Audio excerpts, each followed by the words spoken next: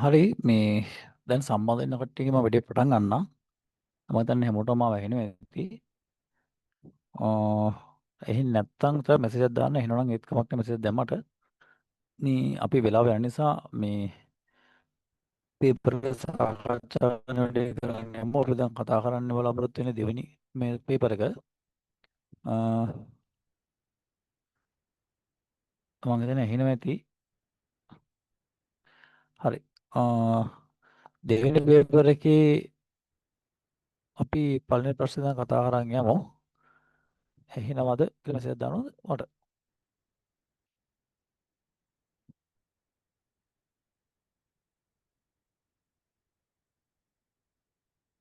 හරි.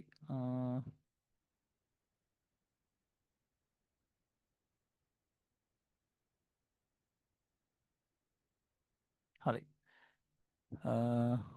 බලමු පළවෙනි ප්‍රශ්නය. පහත සඳහන් දෑ අතුරෙන් දත්ත සමග සංසන්දනය කිරීමේදී තොරතුරක් ලෙස වර්ගීකරණ හැක්කේ කුමක්ද කියලා අහලා තිනවා. මම කියලා තියෙනවා නිතරම දත්තයක් එක්ක තොරතුරක් සංසන්දනය කරද්දී සාමාන්‍යයෙන් තොරතුරක් කියලා කියන්නේ සැකසීමකින් පසුව ලැබෙන දෙයක්. ඒ කියන්නේ එකතු කිරීමක්, අඩු කිරීමක්, ගුණ කිරීමක්, බෙදීමක් වගේ සැකසීමක් තියෙනවා තොරතුරක. දත්තයක මෙතන අඩංගු වෙන්නේ නැහැ. ඒකට මම කෙලිම මේක උත්තරේ කියන්නම්. හතරවෙනි උත්තරේ ලෝක වෙළඳපොලේ බොරතෙල් බැරලයක සාමාන්‍ය මිල. එතකොට සාමාන්‍ය මිල කියන එක සාමාන්‍යයෙන් හොයන්න තියෙන්නේ මිල ගණන්ටයක් එකතු කරලා බෙදීමක් කරලා.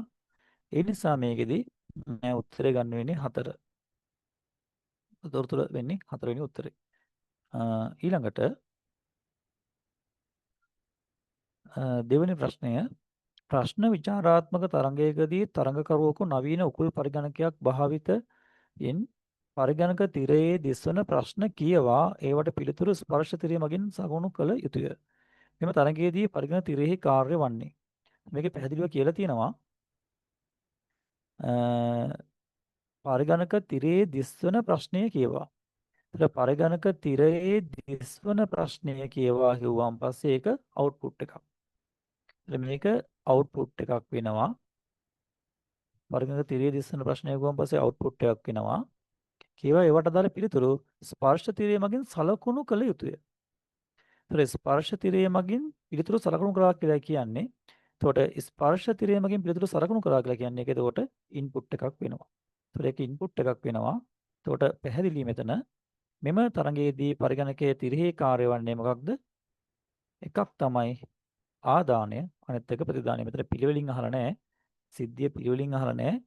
තරඟයේදී පරිගණක තිරෙහි කාර්යය තමයි අහලා තියෙන්නේ. ඒතර තිරය එක් අවස්ථාවකදී ආදාන උපංගයක් වශයෙන් ක්‍රියාත්මක වෙනවා. තව අවස්ථාවකදී ප්‍රතිදාන උපංගයක් වශයෙන් ක්‍රියාත්මක වෙනවා. ඒතර මේකේ උත්තරේ වෙන්නේ අංක 3. අංක 3 තමයි උත්තරේ වෙන්නේ. ඊපස්සේ යමු තුන්වෙනි ප්‍රශ්නෙට. සිසුකු විසින් පරිගණක වදන් සකසු මෘදුකාංගයක් භාවිතයෙන් ලිපියක් සකස් කර එය తాවකාලික ආචයන උපක්‍රමය කියන්නේ ඒක උපක්‍රමය එක කියලා දාලා තියෙන මෙතන. උපක්‍රමය කියන්නේ උපකරණය කියන එක. తాවකාලික ආචයන උපක්‍රමය තුල රඳවා තබා මුද්‍රණය කොට ලිපිය වසන ලදී. උපක්‍රමය 1 සහ උපක්‍රමය 2 පිළිවෙලින් නිරූපණය කිරීම සඳහා වඩාත් සුසු වන්නේ කවරක්ද කියලා අහනවා. එතකොට අනිවාර්යයෙන් මෙතන මේ වදන් සැකසුම් මෘදුකාංගයක් භාවිතයෙන් හදුවා කියන ලියුම අනිවාර්යයෙන්ම තියෙන්නේ නැත්තේ RAM එකේ. එහෙම කියන්නේ හේතුව මොකද පරිගණකයේ ප්‍රධාන මතකය තමයි RAM එක. අපි විවෘත කරන සියලුම ක්‍රියායන ක්‍රියාත්මක වෙන RAM එකේ.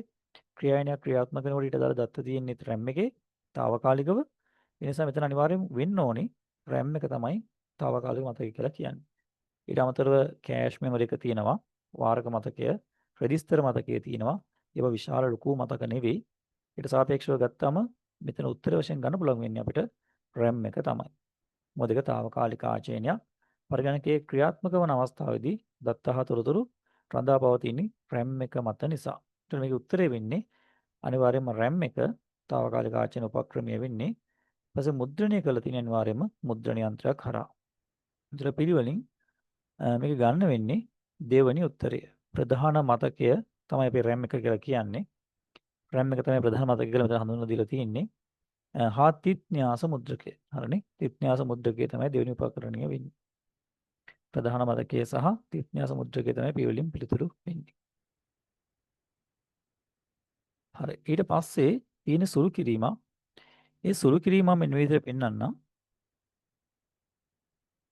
මම කලින් සකස් කරගත්ත මෙන්න මේ විදිහට.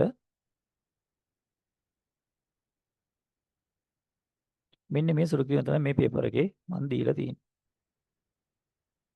මේක තියෙනවා ඩී මෝගන්ගේ න්‍යාය සහ බූලිය න්‍යායන් භාවිත කර මේ සුළු කළ විට උත්තරේ මොකක්ද කියලා. හරි මේකේ උත්තරේ නම් පේපර් එක බලුවාන් පස්සේ ගොඩක් අයගේ උත්තරේ තිබුණේ නැහැ. පොඩ්ඩක් බලන්න මේකේ උත්තරේ ඇවිල්ලා තියෙන විදිහ.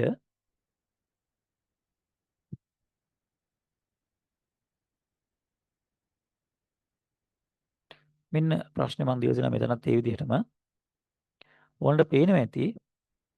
මෙන්න මෙතන පොදු භාගයක් තියෙන උඩ. ඒ පොදු භාගය තමයි මුලින්ම සුළු කරන්න ඕනේ.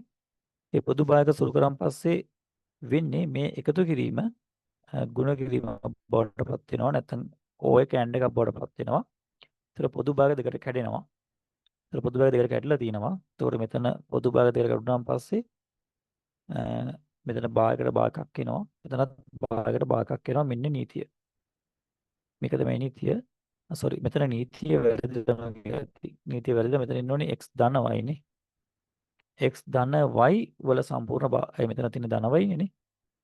එතකොට මෙයා x වශයෙන් උත් මෙයා y වශයෙන් උත් ගත්තොත් x ධන y එන්නේ x ධන y වල සම්පූර්ණ භාග නේ.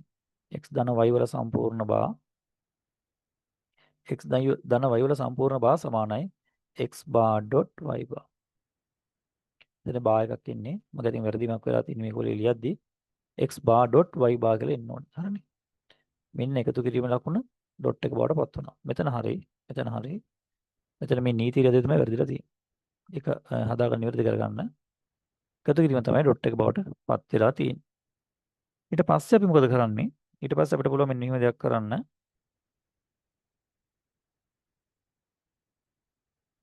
ඊට පස්සේ මොකද කරලා තියෙන්නේ? මෙතන මේ භාගයකට භාගය ඉවත් කරලා තියෙනවා. මෙතනත් මේ භාගයකට භාගය ඉවත් කරනවානේ. මේ භාගයකට භාගය ඉවත් කරනවා. මේ තියෙන නීතිය. A වල බා වල බා සමානයි A. ඒ විදිහට A bar dot B වල සම්පූර්ණ බාට බා ඉවත් වෙනවා. එතනත් A ධන බා වල සම්පූර්ණ භාගයක ඉවත් වෙනවා. මෙතන ඉන්නේ A bar dot B මෙතන ඉන්නවා A ධන B bar කියලා. ඊට පස්සේ උනට පේනවා ඇති මෙතන මේ ඩොට් එක නැත්නම් නේ ඩොට් එක නැත්නම් අපි මෙයා හඳුන්වන්නේ A bar B කියලා නේ. මොකද ඩොට් එක නැත්නම් කියලා මං කිව්වේ මේ ඩොට් එක තිබ්බත් නැතත් ගැටලුවක් සාමාන්‍යයෙන් ඩොට් එක සඳහන් කරන්නේ නැහැ. මෙතන මේ තීරුම් ගන්න ලේසියට තමයි මම ඩොට් එක දාලා තින්නේ. මෙතන A bar dot B කියන්නේ A bar B කියන එකම තමයි. මම ඊපස්සේ මොකද කරලා තින්නේ? විභේදන නීතිය භාවිතා කළා මෙයා මෙයාගෙන් ගුණ කළා තියෙනවා. ඒතර උත්තරේ ඉන්නේ A bar sorry. ඒතර උත්තරේ වෙන්නේ A මෙන්න මේ A තමයි මම මුලින් කියලා තින්නේ A bar B. A bar B. මේ මෙන්න මේ A bar B ගුණ කරනවා A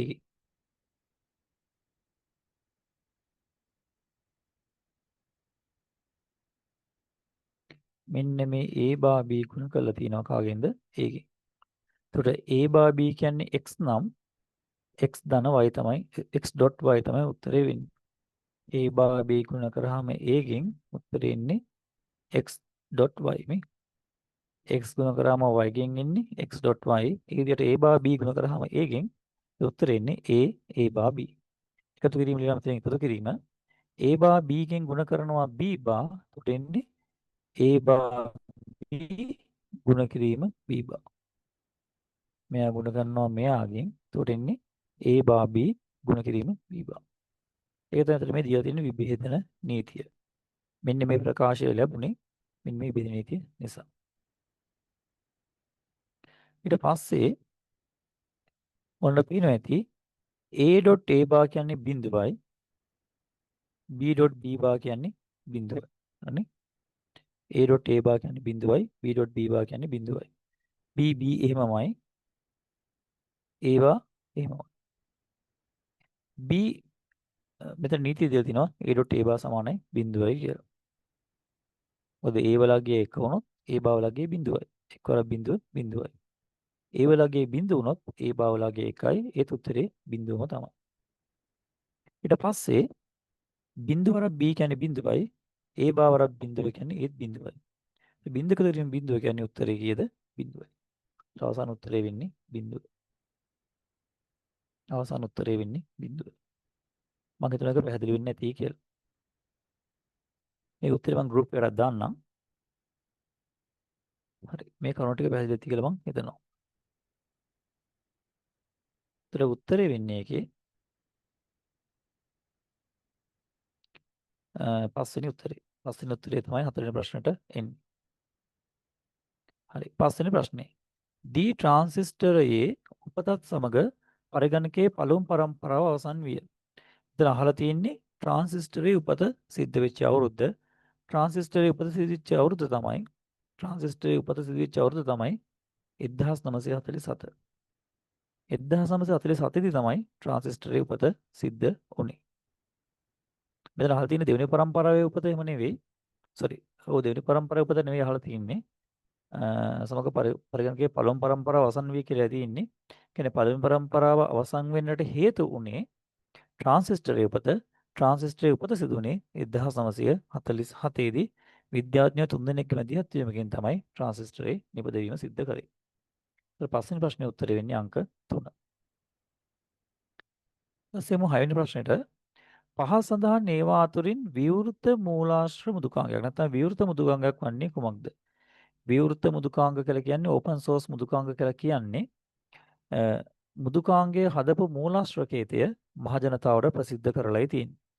ඒක මූලාශ්‍රකේතය මහජනතාවට ප්‍රසිද්ධ කරලායි තියෙන්නේ. ඒතර මහජනතාවට අවශ්‍ය පරිදි මේ මුදුකාංගය වෙනස් කරමින් නව මුදුකාංග නිෂ්පාදනය කරන්න පුළුවන්. හැබැයි විකුණන්න බෑ. නොමිලේ තමයි බෙදා හරින්න තියෙන්නේ. ඒ මුදුකාංගට උදාහරණයක් තමයි කුබුන්ටු කියන මුදුකාංගය. කුබුන්ටු කියන්නේ මෙහෙයුම් පද්ධතියක්. උබුන්ටු මෙහෙයුම් පද්ධතියේ තවත් එක වර්ෂන් එකක් කුබුන්ටු මෙහෙයුම් පද්ධතිය. 6 උත්තරේ වෙන්නේ අංක 4. 7 වෙනි ප්‍රශ්නය ලොව පළමු නැත්නම් ලොව ප්‍රථම පරිගණක ක්‍රම ලේඛිකාව වන්නේ කියලා තියෙනවා. ලොව පළමු පරිගණක ක්‍රම ලේඛිකාව වන්නේ අපි දන්නවා ලේඩි ඇඩා ඔගස්ටා ලව්ලේස් නේ. ලේඩි ඇඩා ඔගස්ටා ලව්ලේස් ආර්යාව විසින් නැත්නම් ඇඩා ඔගස්ටා ලව්ලේස් ආර්යාව විසින් තමයි චාල්ස් බෙබේජ් නිෂ්පාදනය කරපු ඇනලිටිකල් එන්ජින් එකට පළවෙනි ප්‍රෝග්‍රෑම් එක ලිව්වේ. චාල්ස් බෙබේජ් හදපු ඇනලිටිකල් එන්ජින් එකට පළවෙනි ප්‍රෝග්‍රෑම් එක ලිව්වේ ඇඩා ඔගස්ටා ලව්ලේස් ආර්යාව. එයා ලිව්වේ ඒවා පංච් කාඩ් භාවිතා කරලා. පංච් කාඩ් භාවිතයෙන් තමයි ඒ ප්‍රෝග්‍රෑම් එක ලිව්වේ. ඊට පස්සේ දිනවා 8 වෙනි ප්‍රශ්නය. මේක දීලා තියෙනවා අඩු කිරීමක් දීලා තියෙනවා ද්විමය. උත්තර පෙන් අහනවා. අඩු කිරීමක් නම් 1යි කේවත් 3යි බිංදු 2යි 1යි බිංදුව. ඒක අඩු කිරීම පස්සේ උත්තරේ මොකක්ද දෙන්නේ කියලා. එකෙන් බිංදුවක් 1යි. බිංදුවෙන් බෑ. මෙතන බිංදුවෙන් බෑ. මෙතන එකක් මෙතෙන්ට ගත්තා. මෙතන 2යි. මෙතන එකක් මෙතෙන්ට ගත්තා. මෙතන 2යි.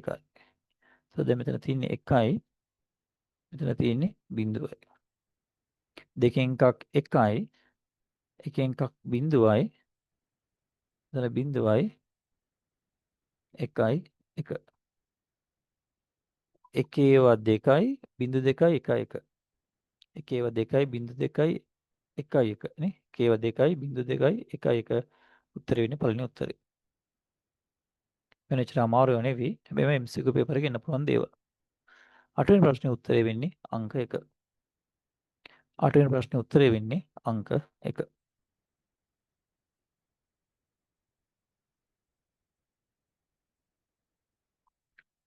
හරි. දැන් එන 9 වෙනි ප්‍රශ්නෙට මේ දීලා තියෙන ඉලක්කමක් 1යි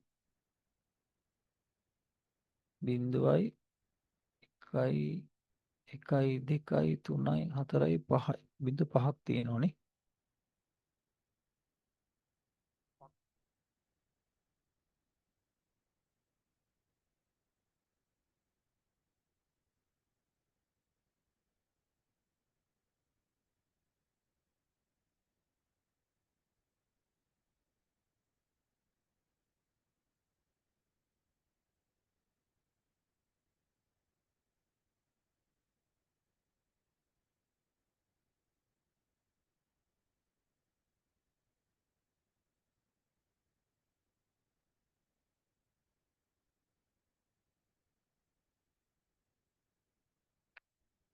1.5 1යි 2යි 3යි 4යි 5යි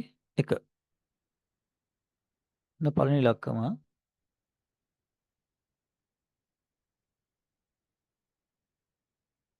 ඊට පස්සේ තියෙනවා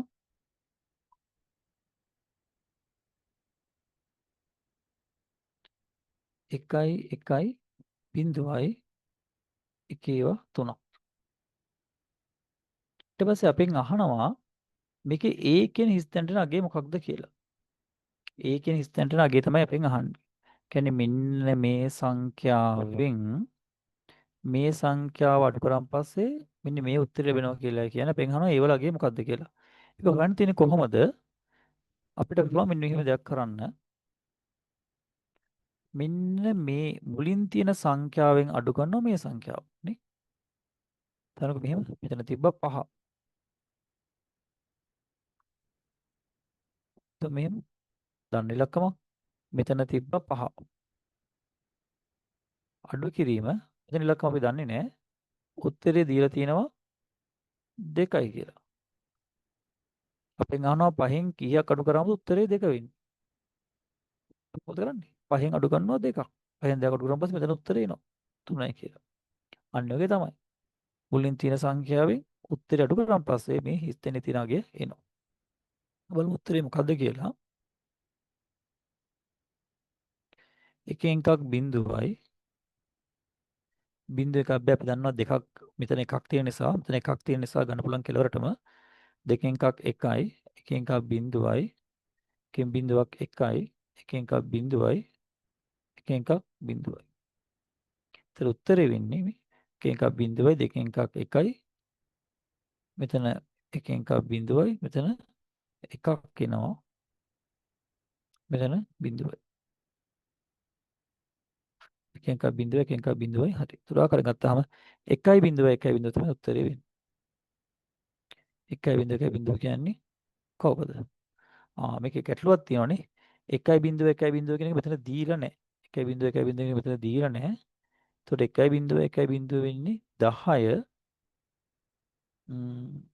එතකොට 10 කියන උත්තරේ මෙතන නැහැ නේද වෙන්නේ? 10 කියන උත්තරේ මෙතන පේන්නේ නැහැ. මෙතන 1.11 තියෙනවා. ම්ම්.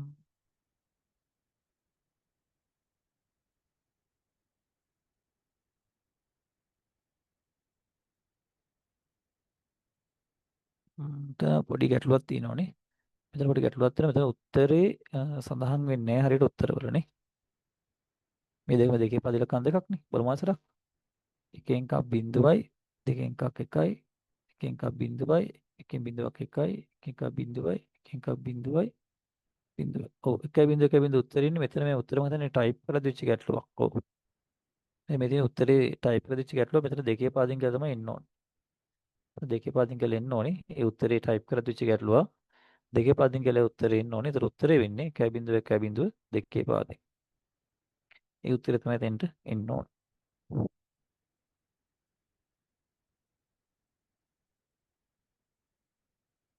හරි. ඒක හදා ගන්න ඕනේ. පේපර් එක ළඟ තියෙනවා හදා ගන්න. 2 කියලා තමයි දෙන්න දා ගන්න ඕනේ උත්තරේ. හරි ඊට පස්සේ තියෙනවා 10 වෙනි ප්‍රශ්නය. මේක එකතුව තමයි අහලා තියෙන්නේ. එකතුව අහලා තියෙන මම ලියන්නම්. බිඳුවයි බිඳුවයි උත්තරේ බිඳුවයි 1යි 1යි උත්තරේ 2යි දෙකෙන් බිඳුවයි එකක් ඉතුරුයි බිඳුවයි 1යි 1යි 1යි දෙකෙන් බිඳුවයි එකක් ඉතුරුයි 1යි 1යි මේ උත්තරේ ඉන්නේ දෙකේ පාදෙන් මේ උත්තරේ ඉන්නේ දෙකේ පාදෙන් එහෙම උත්තරයක් තියනවද? එහෙම උත්තරයක් දෙකේ පාදෙන් නැහැ. බලමු මේකේ 10 පාදෙන් උත්තරේ මොකද්ද කියලා. 10 පදින් උත්තරේ වෙන්නේ 1 2 4 8 16 24 තමයි 10 පදින් ඉන්නේ නේ. මෙතන 1 2 4 8යි 16 16යි 24 නේ ඉන්න ඕනේ. ඒතර 24 කියලා අගයක් 10 පාදයෙන් මේක දීලා නැහැ. බලමු මේක 8 පාදයට හරවලා 8 පාදයට හරවුවොත් උත්තරේ වෙන්නේ කීයද?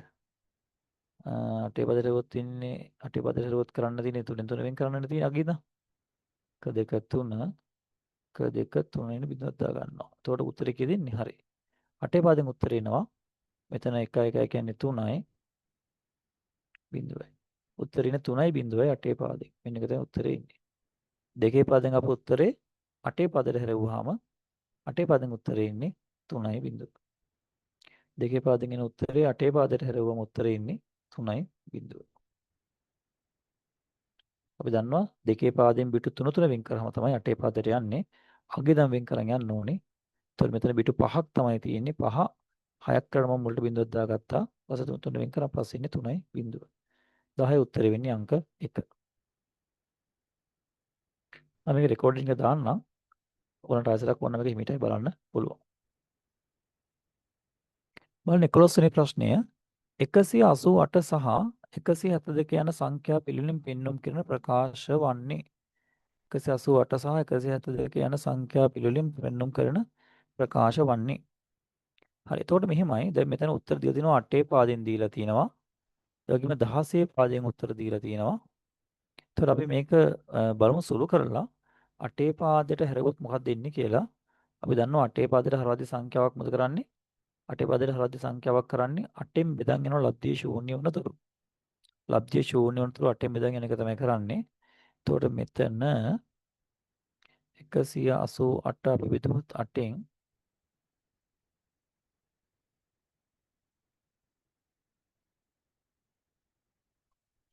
8 වරක් 2 16යි දෙකක් ඉතුරුයි 28ට 8 වරක් 3 24යි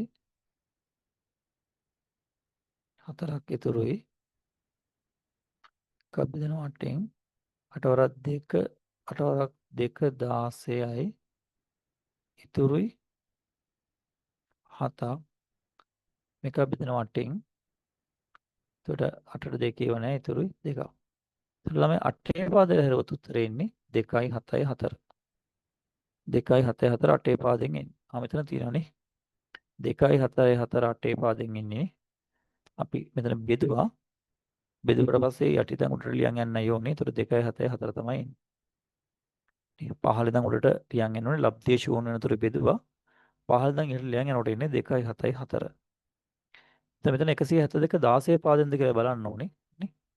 අපි බලමු 172 බෙදලා බලමු 16 පාදෙන් එනවද කියලා. 172 බෙදෙනවා 16න් 14 16 ඒවා එකයි 12ට 16 ඒවා නැහැ. ඉතුරුයි 12ක්. 12 කියන්නේ C. මේ 10ක් බෙදෙනවා 16න් 10ට 16 ඒවා නැහැ. ඉතුරුයි 10ක් කියන්නේ A. හරි. යට දැන් උට ලියාගේදී උත්තරේ එන්නේ කීයද? AC. ඒතර 172 172 16 පාදයට හැරුවම උත්තරේ එන්නේ AC.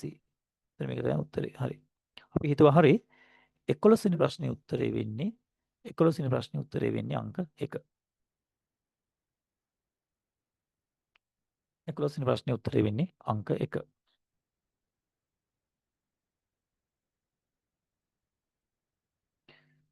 ඊළඟ 12 වෙනි ප්‍රශ්නේ බලන්න. යුනිකෝඩ් කේත ක්‍රමය මගින් එක් අනුලක්ෂණයක් නිරූපණය කිරීම සඳහා යොදාගනු ලබන බිටු ධාරිතාවන් වන්නේ. ඒතකොට යුනිකේතවල භාවිතා කරන්නේ බිටු 16ක් නේ. යුනිකේතවල භාවිතා කරන්නේ බිටු 16ක්. BCD වල බිටු 4යි, ASCII වල බිටු 7යි, EBCD IC වල බිටු 8යි, යුනිකේතවල බිටු 16යි.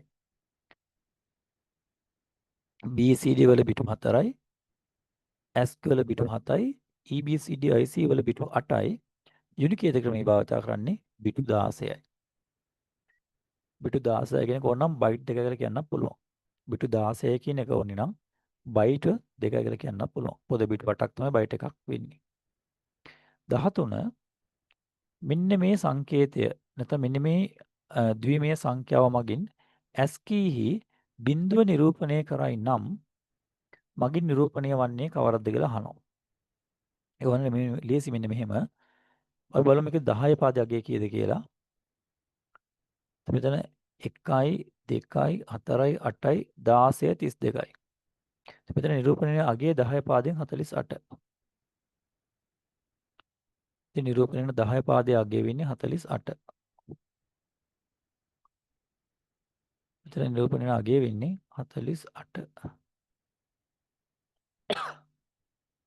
1 2 4 8 16 32 කියන 48 තමයි නිරූපණය වෙන්නේ. ඒතර 48න් පෙන්වන්නේ බිඳුව.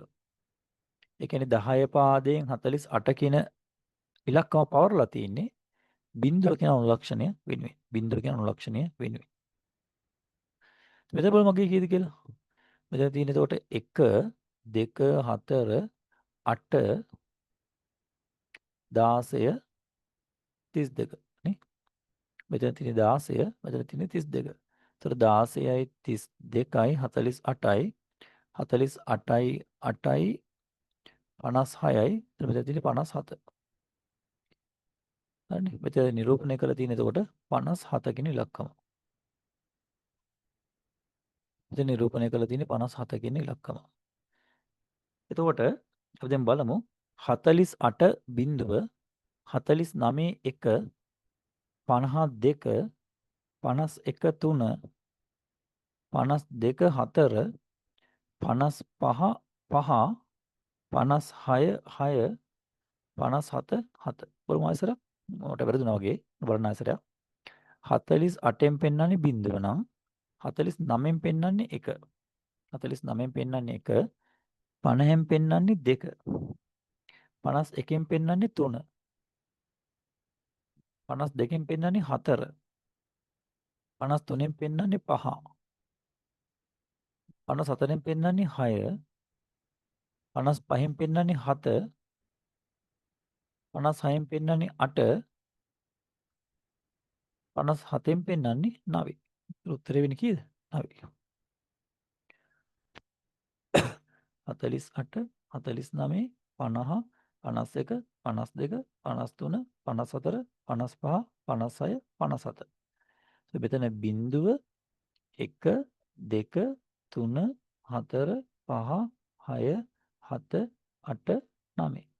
9 තමයි නිරූපණය කරන්නේ. 48න් බිඳුව නම් ඇස් කෙවල දශමයේ 48න් පෙන්වන්නේ ඇස් කෙවල බිඳුව නම් 57න් පෙන්වන්නේ 9 කියන ඉලක්කම. 9 කියන ඉලක්කම තමයි පෙන්වන්නේ. මං කළේ මොකක්ද? බිඳුවට අදාළ පිටු මෝස්තරය බැලුවා. ඒක 10 පාදයේ 48. අපිට දීපු පිටු මෝස්තරය බැලුවා 10 පාදයේ 57. ඒතකොට 48න් බිඳුව නම් 57 වෙද්දි කියන්නේ 9 කියන ඉලක්කම. හරි. 14 ප්‍රශ්නය. දශමය සංඛ්‍යා ක්‍රමයේ එක් සංඛ්‍යාංකයක් නිරූපණය කිරීම සඳහා ද්විමය කේතික දශමය පිටු 4ක් භාවිතා කරයි. පහත සඳහන් දෑ තුලින් කුමක් එතන එන්න ඕනේ ද්විමය කේතික දශමය වළංගු පිටු මෝස්තරයක් වන්නේද? වළංගු එක මොකක්ද කියලා අහන්නේ. සාමාන්‍යයෙන් ද්විමය කේතික දශමය වල කරන්නේ පිටු 4කින් 10 පාද ඉලක්කමක් දක්වනවා. පිටු 4කින් 10 පාද ඉලක්කමක් දක්වනවා. එතකොට ඔයගලන්ට පේනවා ඇති මේ අන්තිම එකේ දක්වලා තියෙන 11 කියන එක වැරදි. මොකද 11 කියන එකේ ඉලක්කම් දෙකක් තියෙනවා. 11 කියන එකේ ඉලක්කම් දෙකක් තිබ්බොත් පිටු 8ක් තියෙන්න ඕනේ. මෙතන තියෙන 15 කියන අගය පිටු 8ක් තියෙන්න ඕනේ. නමුත් පිටු 4කින් දැක්කොත් වැරදි ඒක. මොකද BCD වල පුළුවන් බිඳුවේ සිට 9 දක්වා විතරයි ඉලක්කම් නිරූපණය කරන්න. එතකොට ඉලක්කම් දෙකක් තියෙනවා නම් එකට වෙනම පිටු මෝස්තරයක් ලියන්න ඕනේ. පිටු 4කින් පාට වෙනම මෝස්තරයක් ලියන්න ඕනේ. මෙහෙම ලිව්වොත් වැරදි. මෙතන තියෙන්නේ වැරදි. මෙතන තියෙන්නේ 10. මෙතන තියෙන්නේ 12. හරිම මෝස්තරය වෙන්නේ මෙන්න මේක විතරයි. අපි දශමයේ බිඳුව නිරූපණය කරන්නේ BCD වලින් නම් පිටු 4කින්. ඒතර බිඳුවේ 4ක් තමයි එන්නේ. බිඳුවේ 4ක් තමයි එන්නේ. ඒතර එක උත්තරේ තමයි හරි. අන්න 15 ප්‍රශ්නේ උකුල් සහ මේස පරිගණක දෙකක මතක ධාරිතා දක්වා ඇත්තේ පිළිවෙලින් 4GB සහ 248MB 2048 MB ලෙසය. ඒවායේ මතක ධාරිතා සම්බන්ධයෙන් නිවැරදි වගන්තිය වන්නේ කුමක්ද? දැන් මේ වගේ එකක් සංසන්දනය කරනකොට මතක ධාරිතා දෙකම එකම එකකට ගත්තොත් තමයි හොඳ. මෙතන 4GB කියලා තියෙන්නේ. මෙතන 2048 MB. අපි දන්නවා මෙගාබයිට් 1024ක් තමයි මෙගාබයිට් 1024ක් තමයි ගිගාබයිට් එකක් කියලා කියන්නේ. මෙගාබයිට් 1024ක් තමයි ගිගාබයිට් එකක් කියලා කියන්නේ. එතකොට මෙතන මෙගාබයිට් 2048ක් කියන්නේ GB දෙකයි නේ. GB දෙකක් තමයි මෙතන තියෙන්නේ. මෙගාබයිට් 1024ක් තමයි ගිගාබයිට් එකක් කියන්නේ. ඒතර මෙගාබයිට් 2048ක් කියන්නේ GB දෙකක්. දැන් මෙතන තියෙන්නේ GB දෙකක්. GB දෙකක් තියෙන්නේ. එතකොට උකුල් පරිගණකයේ GB 4යි මේස පරිගණකයේ GB 2යි මතක ධාරිතාව. හරිනේ. එතකොට නිර්දෝගන්ති වෙන්නේ මොකක්ද? ලැප්ටොප් පරිගණකයේ මතක ධාරිතාව ඩෙස්ක්ටොප් පරිගණකයේ මතක ධාරිතාවෙන් දෙගුණ මෙන්න මේකයි උත්තරේ. හරිනේ. ලැප්ටොප් පරිගණකයේ මතක ධාරිතාව 4GB, ඩෙස්ක්ටොප් පරිගණකයේ මතක ධාරිතාව 2GB. ඒතර ඩෙස්ක්ටොප් එකේ මතක ධාරිතාවගේ දෙගුණයක් තමයි ලැප්ටොප් එකේ මතක ධාරිතාව වෙන්නේ. හරි උත්තරේ වෙන්නේ 15 අංක 3. 15 උත්තරේ වෙන්නේ අංක 3.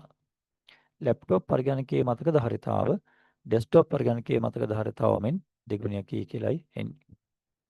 හැම වෙලෙම මේ වගේ ගාණක් දුන්නොත් එක පොදු ඒකකයකට අරගන්න ඕනේ. නැත්නම් අපිට සංසන්දනය කිරීම කරන්න බෑ. ඊපස්සේ 16 වෙනි ප්‍රශ්නේ. සිසුවකු ළඟ බිටු 1024 ගුණ කිරීම 224ක ප්‍රමාණයක දෘශ්‍ය පසුරක් තිබේ. වීඩියෝ ක්ලිප් එකක් තියෙනවලු. මේ ආචය කිරීම ස්ටෝ කිරීම සඳහා භාවිතා කළ හැකි සුවහනීය ආචයන උපාංගය වන්නේ කුමක්ද කියලා අහනවා. භාවිතා කළ හැකි සුවහනීය ආචයන උපාංගය නැත්නම් portable storage device. portable storage device කියලා කියන්නේ එහා මෙහා අරන් යන්න පුළුවන් විදිහේ මතකයක්. එහා මෙහා අරන් යන්න පුළුවන් විදිහේ මතකයක් තමයි portable storage device කියලා කියන්නේ. අපෙන් අහනවා ගොඩාක්ම ගැලපෙන්නේ මොකක්ද කියලා. ඒකටත් මම මෙන්න මේක පාවිච්චි කරන්නම්. මේගොල්ලන්ට පේන තේ 15ම මම ඒකට දීලා තිනවා සූත්‍රේ බලන්න. අපිට කියලා තියෙන්නේ මෙන්න මෙහෙම. 1024 ගුණ කිරීම 224යි බිට්ස් කියලා කියන්නේ මේ. 1024 ගුණ කිරීම 224යි බිට්ස් කියලා අපිට දීලා තියෙන්නේ. ඒත් මම හිතන්නේ මෙතන මේ ලියලා තියෙන්නේ 1024 ගුණ කිරීම 224යි බිට්ස් ප්‍රමාණයක් අපිට තියෙනවා. ඊට පස්සේ අපි බලමු මෙන්න මෙහෙම දෙයක් කරන්න. මොකද්ද? 1024 කියන ඉලක්කව මට පුළුවන් 210 කියලා ලියන්න. 1024 කියන ඉලක්කව මම 210 කියලා ලියනවා. වැරද්දක් නැහැ. 224 මම එහෙම ලියනවා. තම මෝස්තරේ ඒකක වෙනස් වෙන්නේ නැහැ. ඒකකේ තම බිට්ස්ම තමයි. මම මේ 210 කියන එක කඩනවා කෑලි දෙකකට 2 3 වෙනි බලයේ ගුණ කිරීම 2 7 වෙනි බලයේ. වැරද්දක් නැහැනේ. පාදේ සමාන නම් දර්ශක එකතු වෙනවා. තුර 3යි 4යි එකතු වුණාම එන්නේ 10. ඒක ප්‍රශ්නයක් නෑ. 2 24 වෙනි බලයේ හිමම තියෙන හරිනවා මම. මේ බිට්ස්ම තමයි තාමත් තියෙන්නේ. මම මෙතන මේ 2 3 බලය ගන්න හේතුවක් තියෙනවා.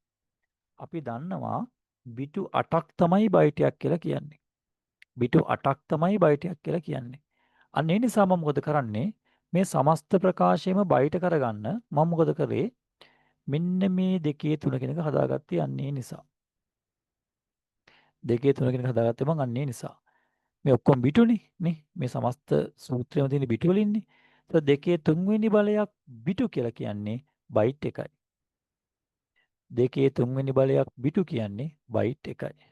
එතකොට මම මේ 2 3 වෙනි බලය වෙනුවට ලියාගත්තා බයිට් එකයි කියලා. දැන් මෙතන තියෙන 2 7 වෙනි බලය, මෙතන 2 24 වෙනි බලය වෙනසක් වෙන්නේ නැහැ. අන්න දැන් ඒකේ වෙනස් වුණා බයිට් වලට. ඇයි? මෙන්න මෙතනින් මම ඒක බයිට් වලට පරිවර්තනය කරගත්තා. මෙන්න මෙතනින් මම කළේ බයිට් වලට පරිවර්තනය කරගත්ත එක මෙන්න මේ විදිහට. දැන් තියෙන සම්පූර්ණ ප්‍රකාශය බයිට වලින් තියෙන්නේ. ඇයි? මම බිටු 8 කියන එක බයිට වලට පරිවර්තනය කරගත්ත නිසා. බිටු 8ක් කියන එක මම දැන් ඔන්න බයිට වලට පරිවර්තනය කරගත්තා.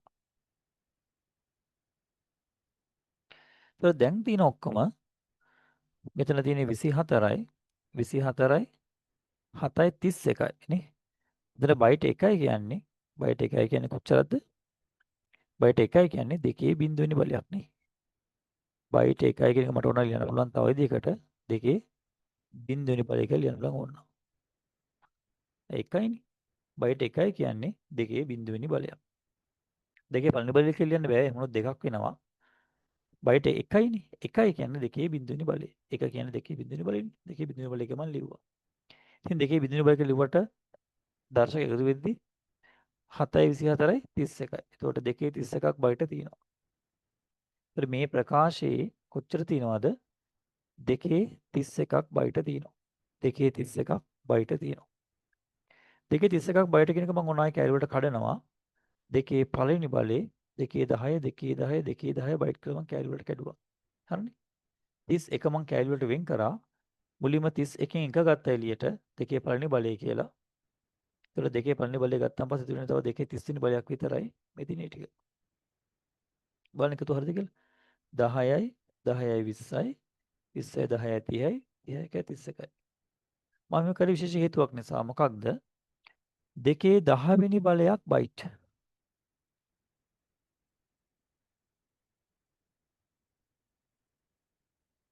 2 10 වෙනි බලයක් බයිට් සමානයි කිලෝබයිට් 1යි නේ. කිලෝබයිට් 1යි. කිලෝබයිට් 1 ඒවා 2 10ක් කියන්නේ කිලෝබයිට් 1 ඒවා 1024ක් කියන්නේ මෙගාබයිට් 1යි.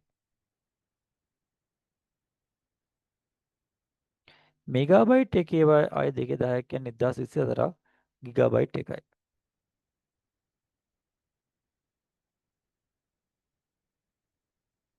ඒතර ගිගාබයිට් 1 ඒවා කීයක් තියෙනවද? දෙකක් තියෙනවා. ගිගාබයිට් 1 ඒවා දෙකක් තියෙනවද? උත්තරේ එන්නේ 2GB. හරිනේ? 2GB උත්තරේ. බලන්න ඉස්සර. මෙතන කිලෝබයිට් 1යි කිලෝබයිට් 1 ඒවා 1024ක් මෙගාබයිට් 1යි මෙගාබයිට් 1 ඒවා 1024ක් ගිගාබයිට් 1යි ගිගාබයිට් 1 ඒවා දෙකක් තියෙනවා. උත්තරේ එන්නේ 2GB. උත්තරේ එන්නේ එතකොට 2GB. ආශ්‍රක ඔයගොල්ලෝ බලන්න මම මේක ගෲප් එකට දාන්නම්. අය පාරක් බලන්න try කරලා උත්තරේ ගන්න පුළුවන්ද කියලා. උත්තරේ 2GB. උත්තරේ මෙතන බලමු උත්තරේ. මේකේ උත්තරේ ඉන්නේ 2GB. අපෙන් අහන්නේ ආචරණය කිරීමට සුදුසු උපාංගය. පළවෙනි උත්තරේ වැරදි 1GB මදි. හරිම උත්තරේ තමයි දෙවෙනි උත්තරේ. DVD එකක් තමයි හරියන්නේ. DVD එකක් තමයි හරියන්නේ. DVD එකක් තමයි හරියන්නේ. ඇයි DVD එකක් හරියනවා කියලා හේතුව? මොකද DVD එක තමයි මේ දත්ත දාන්න පුළුවන්කම තියෙන්නේ. 2GB ධාරිතාවක් තියෙන නිසා.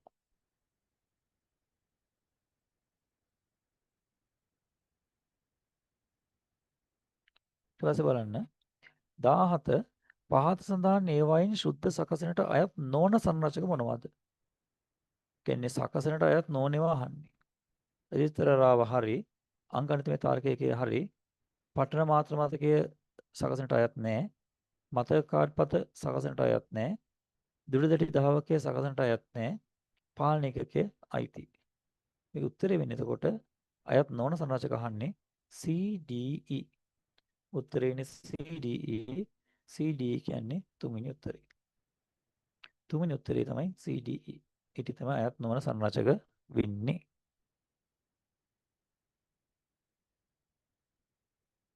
ඊට පස්සේ බලන 18 පරිගණකයක සකසනට ලබා දෙන උපදෙස් ක්‍රියාත්මක කරන වේගය එහි හෝරා ශීඝ්‍රතාව කියලා කියන්නේ.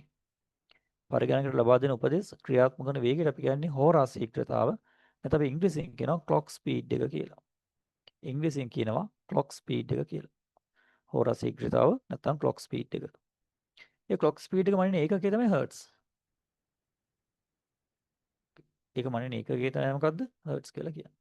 ක්ලොක් ස්පීඩ් එක මනින්නේ ඒකකයේ නැත්නම් හෝරා ශීඝ්‍රතාව මනින්නේ ඒකකයේ තමයි හර්ට්ස් කියලා කියන්නේ. උත්තරේ වෙන්නේ විතර මේක දෙක. හෝරා ශීඝ්‍රතාව තමයි උත්තරේ වෙන්නේ. ඊට පස්සේ 19 වෙනි ප්‍රශ්නෙත් උත්තරේ මම මෙතන දීලා තියෙනවා. මෙන්න මෙතන. ඉතින් 19 වෙනි ප්‍රශ්නේ උත්තරේ. x ධන බිඳුව වාරයක් x ධන y. x ධන බිඳුව වාරයක් x ධන y. අපි දන්නවා x ධන බිඳුව කියන්නේ උත්තරේ xමයි. x ධන බිඳුව කියන්නේ උත්තරේ xමයි. හේතුව ඒ ධන බිඳුව කියන්නේ තේම තමයි. දැන් බලන්න. මෙතන තියෙන නීතියක්. මෙතන තියෙන නීතියක්. x වාරයක් x ධන y කියන්නේ x. අපි දන්නවා නීතිය a වාරයක් a ධන b කියන්නේ උත්තරේ a. a වාරයක් a ධන b කියන්නේ උත්තරේ a. එහෙනම් මෙතන x වාරයක් x ධන y කියන්නේ x. උත්තරේ වෙන්නේ x. ලොකු සුළු කිරීමක් නැහැ පොඩි සුළු කිරීමක් තියෙනවා. උත්තරේ වෙන්නේ x.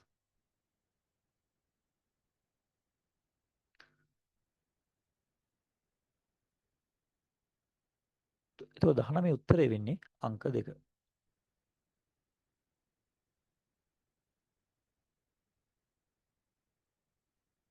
20 බූලියන් බීජ ගණිතය දක්වන ලැබෙන මූලික ద్వාර තුන පිළිවෙලින් දැක්වෙන්නේ කිනම් පිළිතුරේ දෙක හරි සරලයි. මූලික ద్వාර තුන පිළිවෙලින් තියෙන්නේ not and o. not and o තියෙන කියන උත්තරේද තුන්වෙනි උත්තරේ. මෙන්න මේ තුන තමයි මූලික ద్వාර තුන පිළිවෙලින් ගත්තාම මුලින්ම කරන්නේ not කර්මය, ඊට පස්සේ and කර්මය, ඊට පස්සේ කරන්නේ o කර්මය. ඒක තමයි පිළිවෙලට එන උත්තරේ වෙන්නේ.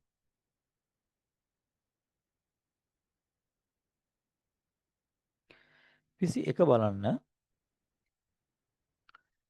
ක්‍රිකට් තේරීම් කමිටුව ශ්‍රී ලංකා පිළ නියෝජනය කිරීම සඳහා A සහ B. එතකොට A සහ B කියන්නේ A and B කියන එක. A සහ B කියන්නේ A and B. A and B. ඒ කියන්නේ A තියෙන්න ඕනේ B තියෙන්න ඕනේ. A සහ B කියන්නේ ඒකනේ. A සහ B ක්‍රීඩකින් දෙදෙනා ආරම්භක ප්‍රතිකර යුගලය ලෙසද C හෝ D. හෝ කියන්නේ O කියන එක. එතකොට C හෝ D. එතකොට C O D. C හෝ D ක්‍රීඩකයන් දෙදෙනාගෙන් එක් අයෙකු දෙවන පිළිගතු ලෙසද තෝරාගනු ඇත ක්‍රිකට් විචාරයෙන් ප්‍රකාශ කරනු ලබයි. එතකොට A සහ B අනිවාර්යයෙන්ම ඉන්නවා. ඊට පස්සේ තුන්වෙනි පිළිකරුවා වෙන්නේ එක්ක C එහෙම නැත්නම් D. එතකොට මෙයා වරහණක් දැම්මොත් මෙයා තව සිද්ධියක්. එතකොට මේ සිද්ධි දෙක සම්බන්ධ වෙන්නේ කොහොමද? C A සහ B අනිවාර්යයෙන්ම ආරම්භක පිළිකරුව දෙදෙනා වෙනවා. එතකොට COD කියන දෙන්නගේ එක්කෙනෙක් තමයි තුන්වෙනියා වෙන්නේ. එතකොට තියෙන සම්බන්ධතාවය මොකක්ද?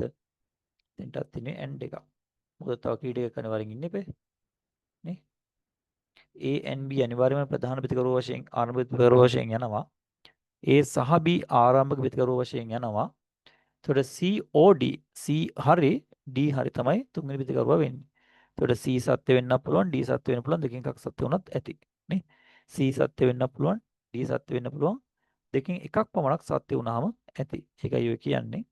එතකොට උත්තරේ වෙන්නේ මෙන්න මේක. බලන්න උත්තරයක් තියෙනවද කියලා? තියෙනනේ. දෙවෙනි උත්තරේනේ. දෙවෙනි උත්තරේ බලන්න. A and B තියෙනවා. A and B and COD. හරිනේ. A and B and COD. එතකොට මේ දෙන්න ප්‍රධාන ආරම්භක ප්‍රතිකරු යුගලය වෙනවා.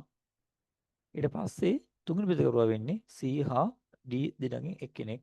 ඒ දෙන්න මෙයට සම්බන්ධ වෙන්නේ and කර්මයක් කරා. මොකද ක්‍රිකට් ක්‍රීඩාවේදී ක්‍රීඩකයෝ දෙන්නෙක් අනිවාර්යයෙන්ම ඉන්න ඕනේ. ඒතර A සහ B කින් කෙනෙක් අයින් වුණොත් කවුද ඉන්නේ? C හරි D හරි දෙන්නගෙන් එක්කෙනෙක් තමයි එන්නේ. හරි. මම හිතනවා පැහැදිලි වෙන්නේ නැති කියලා.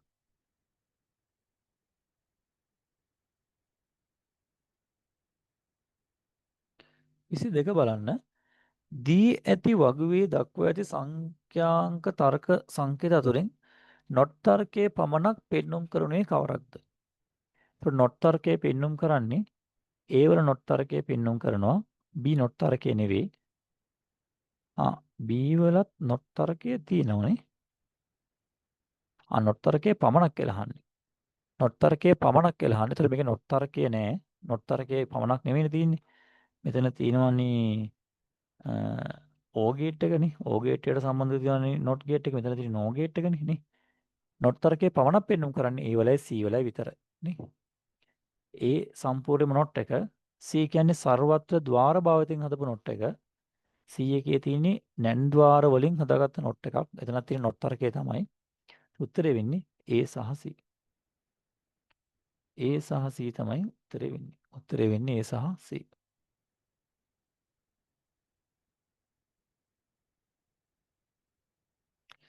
විසිතුන බලන්න. දී ඇති තාර්කික පරිපථයෙහි A සහ B ආදාන වලට අනුව C ප්‍රතිදානය ලැබේ. පිළිවෙලින් A B සහ C විය හැක්කේ කියලා දීලා තියෙනවා. අපෙන් අහනවා මොකද්ද උත්තරේ වෙන්න පුළුවන් කියලා. අපි දන්නවා මෙතන තියෙන්නේ not gate එකක් නේ. මෙන්න මෙයා not gate එකක් නේ. ਸਰවත්‍ර ద్వාර භාවිතයෙන් හදපු not gate එකක් තමයි මේ තියෙන්නේ. අය බලමු එකින් එක. A වලගේ එකයි අපි ගන්න පළවෙනි උත්තරේ. හොඳයි පළවෙනි උත්තරේ ගන්න A වලගේ එකයි B වලගේ එකයි වෙනකොට C වලගේ බිඳුවයි කියලා කියනවා. බලමු වෙනවද කියලා. 1 මෙතනින් එකේ not එක බිඳුවයි. ඒතකොට 1.0 කියන්නේ 1 වෙන්න ඕනේ. නමුත් 1 වෙන්නේ නැහැ නේ. ඕ ගේට් එක කරා ගියාම 1.1 වෙන්න ඕනේ. 1 වෙන්නේ නැහැ. එහෙනම් පළවෙනි උත්තරේ වැරදි. බලමු දෙවෙනි උත්තරේ A වලගේ බිඳුවයි B වලගේ බිඳුවයිලු. එතකොට C වලගේ බිඳුවයිලු. බලමු හරිද කියලා. බිඳුවාරයක් බිඳුවයි. මෙතනින් යනවා B වල දාන්නේ. එතකොට මෙතන ඉන්නේ 1. 1.1 ඉන්නවා. වැරදිනේ. මේ O ගේට් එකේ එක ආදානයක් 1 වෙනකොට නොරෙන් අවුට්පුට් එක 1 වෙන්න ඕනේ. 1 වෙන්නේ නැහැ. එහෙනම් උත්තරෙත් වැරදි. අපි බලමු ඊළඟ උත්තරේ. A වලගේ බිඳුවයිලු B වලගේ බිඳුවයිලු C වලගේ 1 වෙනවලු. බලමු. බිඳුවයි AND එකෙන් එන්නේ අවුට්පුට් එක බිඳුවයි. බිඳුවේ not එක 1යි. 1.0යි උත්තරේ කීයද 1යි. ආයෙනම් හරි. A වලගේ බිඳුවයි B වලගේ බිඳුවයි වෙනකොට C වලගේ 1 වෙනවා. A වලගේ බිඳුවයි B වලගේ බිඳුවයි වෙනකොට C වලගේ 1 වෙනවා. හරිද?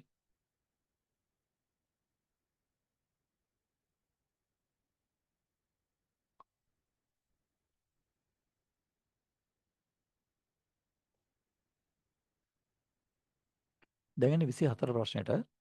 දී ඇති සත්‍යතා වගුවෙහි A සහ B ආදානවල ඉන්පුට්ස් අනුව ප්‍රතිදානයේ F ලබා දෙනුයි. ඔයාලට පේනවා ඇති ආදාන අසමාන වෙනකොට ප්‍රතිදානය 1යි. ආදාන සමාන වෙනකොට ප්‍රතිදානය 0යි. ආදාන අසමාන වෙනකොට ප්‍රතිදානය 1යි. ආදාන සමාන වෙනකොට ප්‍රතිදානය 0යිනේ. මෙතන ආදාන දෙකයිනේ අරන් තියෙන්නේ. මෙතන ප්‍රතිදානය 0යි. මෙතන ප්‍රතිදානය 0යි. මැද්දේ ආදාන දෙක අසමාන වෙනකොට තමයි ප්‍රතිදානය 1 වෙන්නේ. මෙතන තියෙන මොන ගේට් එකක්ද? XOR ගේට් එකක් තියෙන්නේ. XOR ගේට් එකේ ක්‍රියාකාරීත්වය තමයි මෙතන දකින්න තියෙන්නේ. XOR ගේට් එකේ ක්‍රියාකාරීත්වය තමයි මෙතන දකින්න තියෙන්නේ. හරිනේ. 24 උත්තරේ වෙන්නේ 3 A XOR B.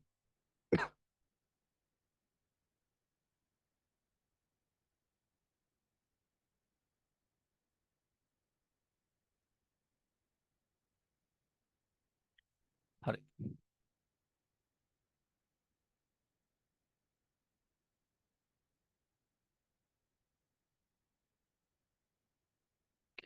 ඊළඟට තියෙනවා බූලිය ප්‍රකාශයක් සුළු කරන්න. x.y.z බා ධන xy නේ. එතන ප්‍රකාශය දීලා තියෙන්නේ. දැන් මෙතනම හදන්නම් මේක සමානයි. මේ දෙක ගත්තන් පස්සේ xy පොදුයි. xy ගත්තන් පස්සේ එළියට මෙතන xy එකෙන් ඉතුරු වෙන්නේ z බා විතරයි. එකතු කිරීම මේ xy එළියට ගත්ත නිසා මෙතන ඉතුරු වෙන්නේ 1 නේ. ඒතර එන්නේ xy එළියට ගියාම z බා ඉතුරු වෙනවා. එකතු කිරීම නැත්නම් O එක මේ xy වෙනුවට එන්නේ 1 නේ. ඒතර xy වාරයක් z බා සමාන xy z බා එකතු කිරීම xi වාරයක් 1 කියන්නේ xy. අපි දන්නවා මෙතන xy එනවා. z බා ධන 1 කියන්නේ උත්තරේ 1යි. ඕනෙම එකකට එකක් යොදවුවොත් උත්තරේ 1යි එන්නේ. ඒතර xy වාරයක් 1 කියන්නේ උත්තරේ කීයද? xy. උත්තරේ වෙන්නේ කීයද? xy. 5. 5 තමයි උත්තරේ වෙන්නේ. මම මේකව මැද ඩොට් එක දැම්මේ නැහැ. මොකද ඩොට් එක දාන එක අත්‍යවශ්‍යම නැහැ. ඩොට් එක දාන එක අත්‍යවශ්‍යම නැහැ. හරි. උත්තරේ එන්නේ xy. හරි. අපි දැන් ඔන්න ටිකක් ඉක්මනට MCQ ප්‍රශ්න 25ක් කතා කළා. MCQ ප්‍රශ්න 25ක් කතා කළා. බලමු රචනා ප්‍රශ්න පත්‍රෙත් ඉක්මනට කතා කරලා අවසන් කරන්න. මෙතන මම දීලා තියෙන 2015 A level paper එකේ ප්‍රශ්නය තමයි මෙතන මම දීලා තියෙන්නේ. බලන්න. දී ඇති සතතා වගුවක් සඳහා බූලන ප්‍රකාශයක් ව්‍යුත්පන්න කරන අයුරු පැහැදිලි කරන්න. ඒ කියන්නේ සත්‍යතා වගුවක් දුන්නාම ඒකේ බුලන ප්‍රකාශයක් ව්‍යුත්පන්න කරන ආකාරය තමයි පහදන්න කියලා කියන්නේ. ඉතින් මෙහෙම වැඩි දෙයක් නැහැ. මෙම උත්තරේ එන්න ඕනේ. සත්‍යතා වගුවේ ප්‍රතිදානය එකවන අවස්ථා. සත්‍යතා වගුවේ ප්‍රතිදානය එක. එක කෙනෙක් ලියා ගන්න ඕනේ උද්දුකම ඇතුලේ එක. හරිනේ? මෙහෙම. වචන ලියන්න එපා එක කියලා එක කෙනෙක් ඉලක්කම ලියන්න. සත්‍යතා වගුවේ ප්‍රතිදානය එකවන අවස්ථා SOP පදවේ. නේ? සත්‍යතා වගුවේ ප්‍රතිදානය එකවන අවස්ථා SOP කියන එක කැපිටල් මුලින් ලියා ගන්න. සත්‍යතා වගුවේ ප්‍රතිදානය එකවන අවස්ථා SOP පදවේ ඒ ආශ්‍රයෙන් SOP ප්‍රකාශයක් ගොඩනැගිය හැක. SOP කියන්නේ sum of product. නැත්නම් එකතුවන්ගේ ගුණිතයක්. එකතුවන්ගේ ගුණිතයක්. sorry. SOP කියන්නේ ගුණිතයන්ගේ එකතුවක්. වැරදුනා. අසල කහ ගන්න. සත්‍යතා වගුවක ප්‍රතිදානය එකවන අවස්ථාවලින් සත්‍යතා වගුවක ප්‍රතිදානය එකවන අවස්ථා SOP පදවේ ඒ අනුව SOP ප්‍රකාශයක් ගොඩනැගිය හැකිය. ඒතර SOP කියන්නේ මොකද්ද? ගුණිතයන්ගේ එකතුවක්. sum of product. ගුණිතයන්ගේ එකතුවක් තමයි මේ විදිහට හදාගන්න පුළුවන්කම ලැබෙන්නේ. ඒකම මෙහෙමත් ලියන්න පුළුවන් අපිට. සතතා වගුවක ප්‍රතිදානය බිඳුව වන අවස්ථා සතතා වගුවක ප්‍රතිදානය බිඳුව වන අවස්ථා එකතු පද වේ. සතතා වගුවක ප්‍රතිදානය බිඳුව වන අවස්ථා එකතු පද වේ. ඒ ආශ්‍රයෙන් එකතුවන්ගේ ගුණිතයක් ආකාරයේ ප්‍රකාශයක් ගොඩනගා ගන්න පුළුවන්. නේ?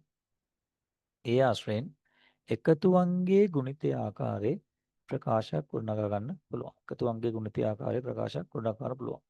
ඔන්නම තමයි සත්වවගුවක් ආශ්‍රයෙන් SOP සහ POS ප්‍රකාශ ගොඩනගනු ලබන්නේ. මම හිතන්නේ කාරණාව පැහැදිලි වෙන්නේ නැති කියලා. ඊට පස්සේ තියෙන පරිපතයක් ගෘහස්ත විදුලි රැහෙන් ඇදීමේදී පඩිපෙළක සවිකරනු ලබන විදුලි පහනක් ක්‍රියාත්මක කිරීම සඳහා පහත දැක්වෙන පරිපතය යොදා ගන්නා ලදී. බලන්න මේකේ L කියන්නේ විදුලි පහන, S1 ස්විචය, S2 කියන්නේ ස්විචය. මෙතන P කියන්නේ විදුලි ප්‍රභවය. ඉහත පරිපතයේ දැක්වෙන ලෙසට L විදුලි පහන ක්‍රියාත්මක කිරීම සඳහා පඩිපෙළේ පහළ සහ ඉහළ S1 සහ S2 ස්විච් දෙකක් ස්ථාපිත කර ඇත. S1 කියන්නේ ස්විචයක්, S2 කියන්නේ ස්විචයක්. පඩිපෙළ පහළදී S1 ස්විචය මගින් දන්වන ලද විදුලි පහන.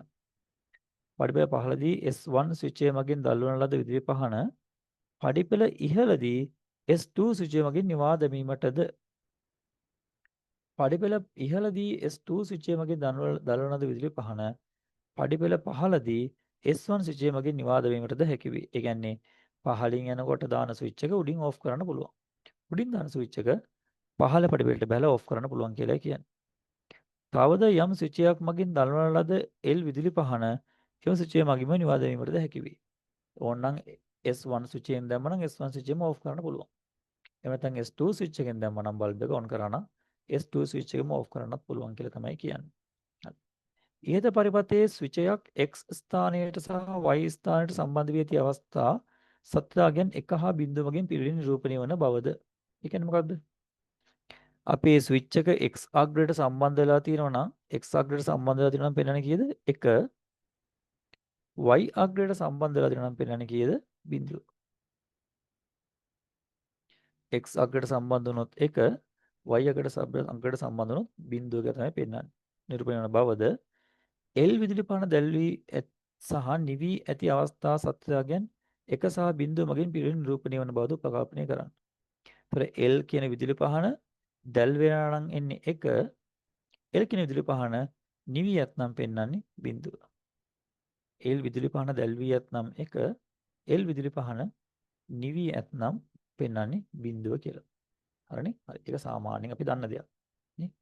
ලයිට් එක ඔන් නම් 1, ඔෆ් නම් 0. හැබැයි ඒක නිකම්ම ගන්න එපා. පේපර් එකේ බලලම ගන්න. හරිනේ? ඒක ඉහත පරිපතයේ ක්‍රියාකාරීත්වය නිරූපණය කිරීම සඳහා සත්‍යතා වගුව ගොඩනගන්න.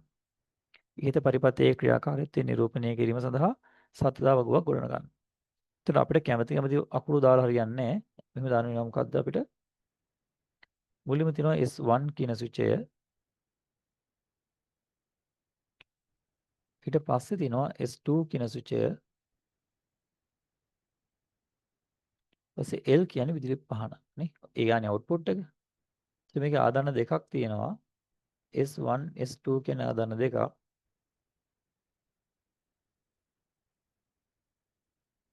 S1 කියන එක ආදානයක් එක ස්විච් එකක්. S2 කියන තව ආදානයක්. මොකද ඒ දෙකින්නේ පරිපතේට ආදාන ලබා දෙන්නේ. මේකේ අවස්ථා මොනවද උකට? 0.0 0.1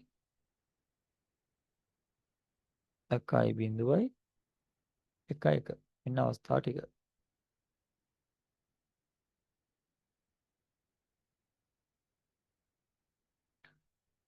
හරි. ඔය දැන් බලමු මේක වැඩ කරන විදිහ. අපි පරිපතේ දිහා බලුවොත් අපිට පේනවා මොන බලන්න. මුලින්ම S1 වලගේ බිඳුවයි.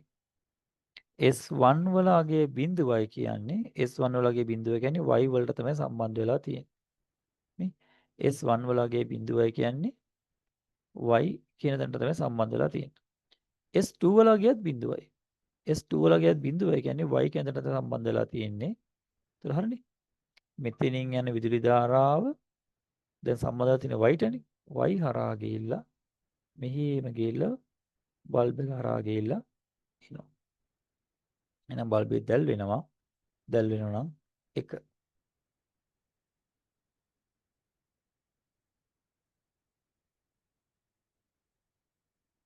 ඊළඟ අවස්ථාව බලන්න බිඳුවයි 1. ඒතර S1 වල තියෙන බිඳුව. S1 වල බිඳුව කියන්නේ y වලට සම්බන්ධ වෙලා තියෙන්නේ. S2 වල තියෙන්නේ 1. එකගෙන පිටුම තමයි S2 වල තියෙන්නේ. S2 වල 1 කියන්නේ මොකක්ද? x ට සම්බන්ධ කරලා තියෙන්නේ. මොකද x ට සම්බන්ධ කරොත් 1නේ. ඒතකොට එතෙන්දී පරිපතේ සම්පූර්ණ වෙන්නේ නේ. පරිපතේ සම්පූර්ණ වෙන්නේ ඇයි? මෙහෙන් ගමන් ගන්න විදුලි ධාරාව මෙහෙම ගිහලා මෙන්න උඩින් තමයි යන්නේ. සෝරි. මං කිව්ව වැරදි. මෙහෙන් ගමන් ගන්න විදුලි ධාරාව මෙහෙම y හරහා තමයි යන්නේ. මොකද y ටනේ සම්බන්ධ වෙන්නේ නේ. S1 සම්බන්ධ වෙන්නේ බිඳුවටනේ. S1 බිඳුවට සමාන වෙනවා කියන්නේ සම්බන්ධ වෙනවා කියන y හරහා යන්නේ. ගියාට මෙතන සම්බන්ධය තියෙන්නේ මෙන්න මෙතෙන්ට. ඒක පරිපතේ මෙතන පරිපතේ නෑනේ. මෙතන පරිපතේ නෑ. මොකද එතන සම්බන්ධ වෙන්නේ x ට නේ. S2 වලගේ එකයිනේ. S2 වලගේ එකයි කියන්නේ x ට සම්බන්ධ වෙන්නේ. ඒක පරිපතේ සම්පූර්ණ වෙන්නේ නෑ. බල්බේ දැල් වෙන්නේ නෑ.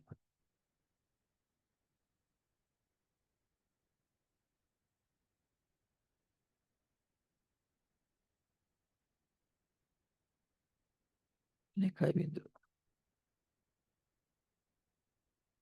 ඊට පස්සේ බලමු ඊළඟ එක.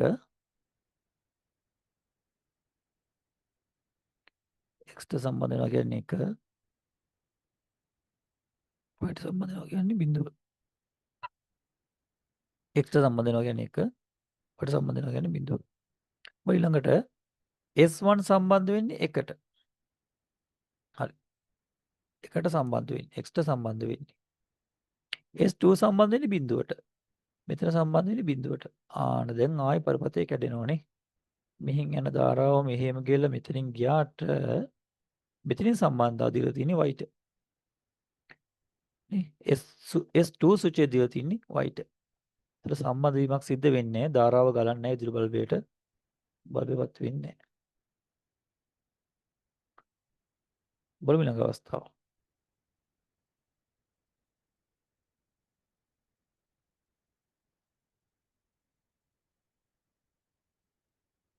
ඊළඟ අවස්ථාව කියන්නේ S වලගේත් එකයි S2 වලගේත් එකයි. S1 වලගේත් එකයි S2 වලගේත් එකයි නේ.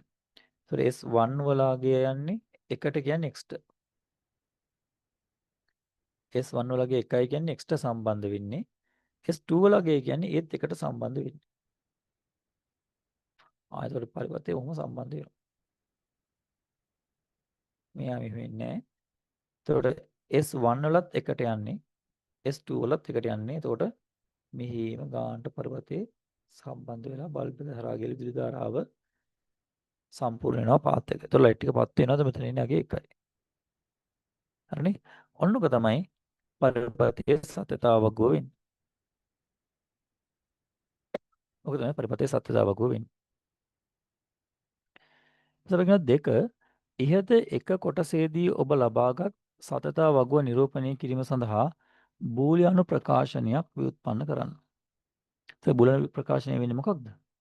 අනිවාර්යයෙන්ම ඉන්න ඕනේ උත්තරේ L සමානයි කියලා ඉන්න ඕනේ. L සමානයි මේක අපිට කියලා නැහැ. SOP ද POS දෙක කියලා නැහැ. අපි SOP එකක් ලියමුනේ. මෙන්න මෙතන තියෙන SOP අවස්ථාවක්, මෙතනත් තියෙන SOP අවස්ථාවක්. මොකද SOP අවස්ථාව වෙන්නේ එතකොට? S1.S2 මෙතන S1 වල ගියත් බිඳුවයි S2 වල ගියත් බිඳුවයි එන S1 bar dot S2 bar එකතු කිරීම ඊළඟට එන්නේ S1 dot S2 මොකද ආදාන්නේ S1 S2 වෙන නිසා අපි ලියන්නේ S1 S2 කියලා. හරිනේ. S1 bar dot S2 bar එකතු කිරීම S1 dot S2 තමයි බුලන ප්‍රකාශය එන්නේ. තුන්වෙනි ප්‍රශ්නෙන් කියනවා ඉහත දෙකෙහිදී ලබාගත් බුලන ප්‍රකාශයේ කාර්යයට සමතුල්‍ය වන තාර්කික ద్వාරය කුමක්ද? එතකොට මේකේ බැලුවලට පේනවා මෙතන තියෙන්නේ XNOR ద్వාරයක් නේ. XNOR gate කියලා ලියන්න. නැත්නම් XNOR ద్వාරය කියලා ලියුවත් ඒත් හරි. නැත්නම් ඇඳලා පෙන්නවත් හරි නේ. ඇඳුත් කොහොමද? මෙහෙම එකයි මෙහෙම එකයි මෙහෙම වෙනවා. මේ XOR gate එක මෙතන බෝලයක් දාන්න ඕනේ. එතකොට එන්නේ මොකද්ද? XNOR gate එක. හරි. ඉහත දෙක කොටසේදී ලබාගත් බූලියානු ප්‍රකාශනය සඳහා not and සහ o द्वारा පමණක් භාවිතා කරමින් තාර්කික ප්‍රවෘත්තියක් ගොඩනගා ගන්න. මෙන්න මේ දෙක අවස්ථාවේ දෙක කියන අවස්ථාවේ ගත්ත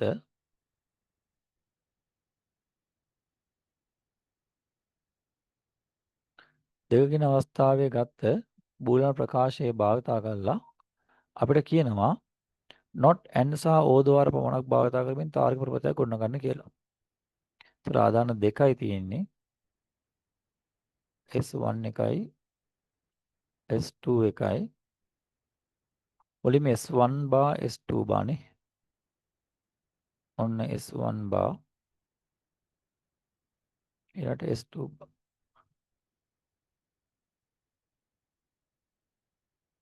S1 bar S2 bar දෙකම යනුනේ AND gate එකක් හරහා.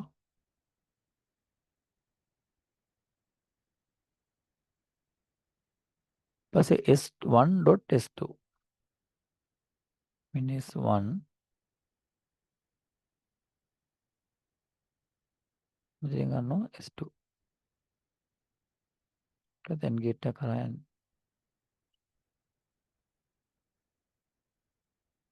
ඊපස්සේ දෙකම යන්නේ O gate එක හරහානේ.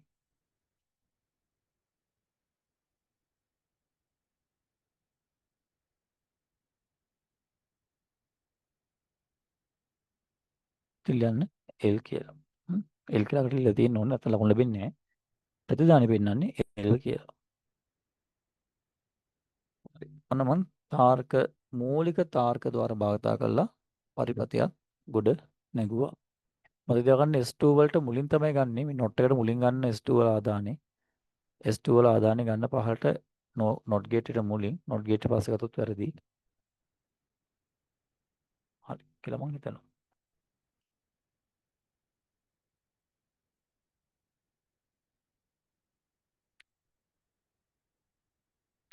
හරි දෙවෙනි ප්‍රශ්නේ.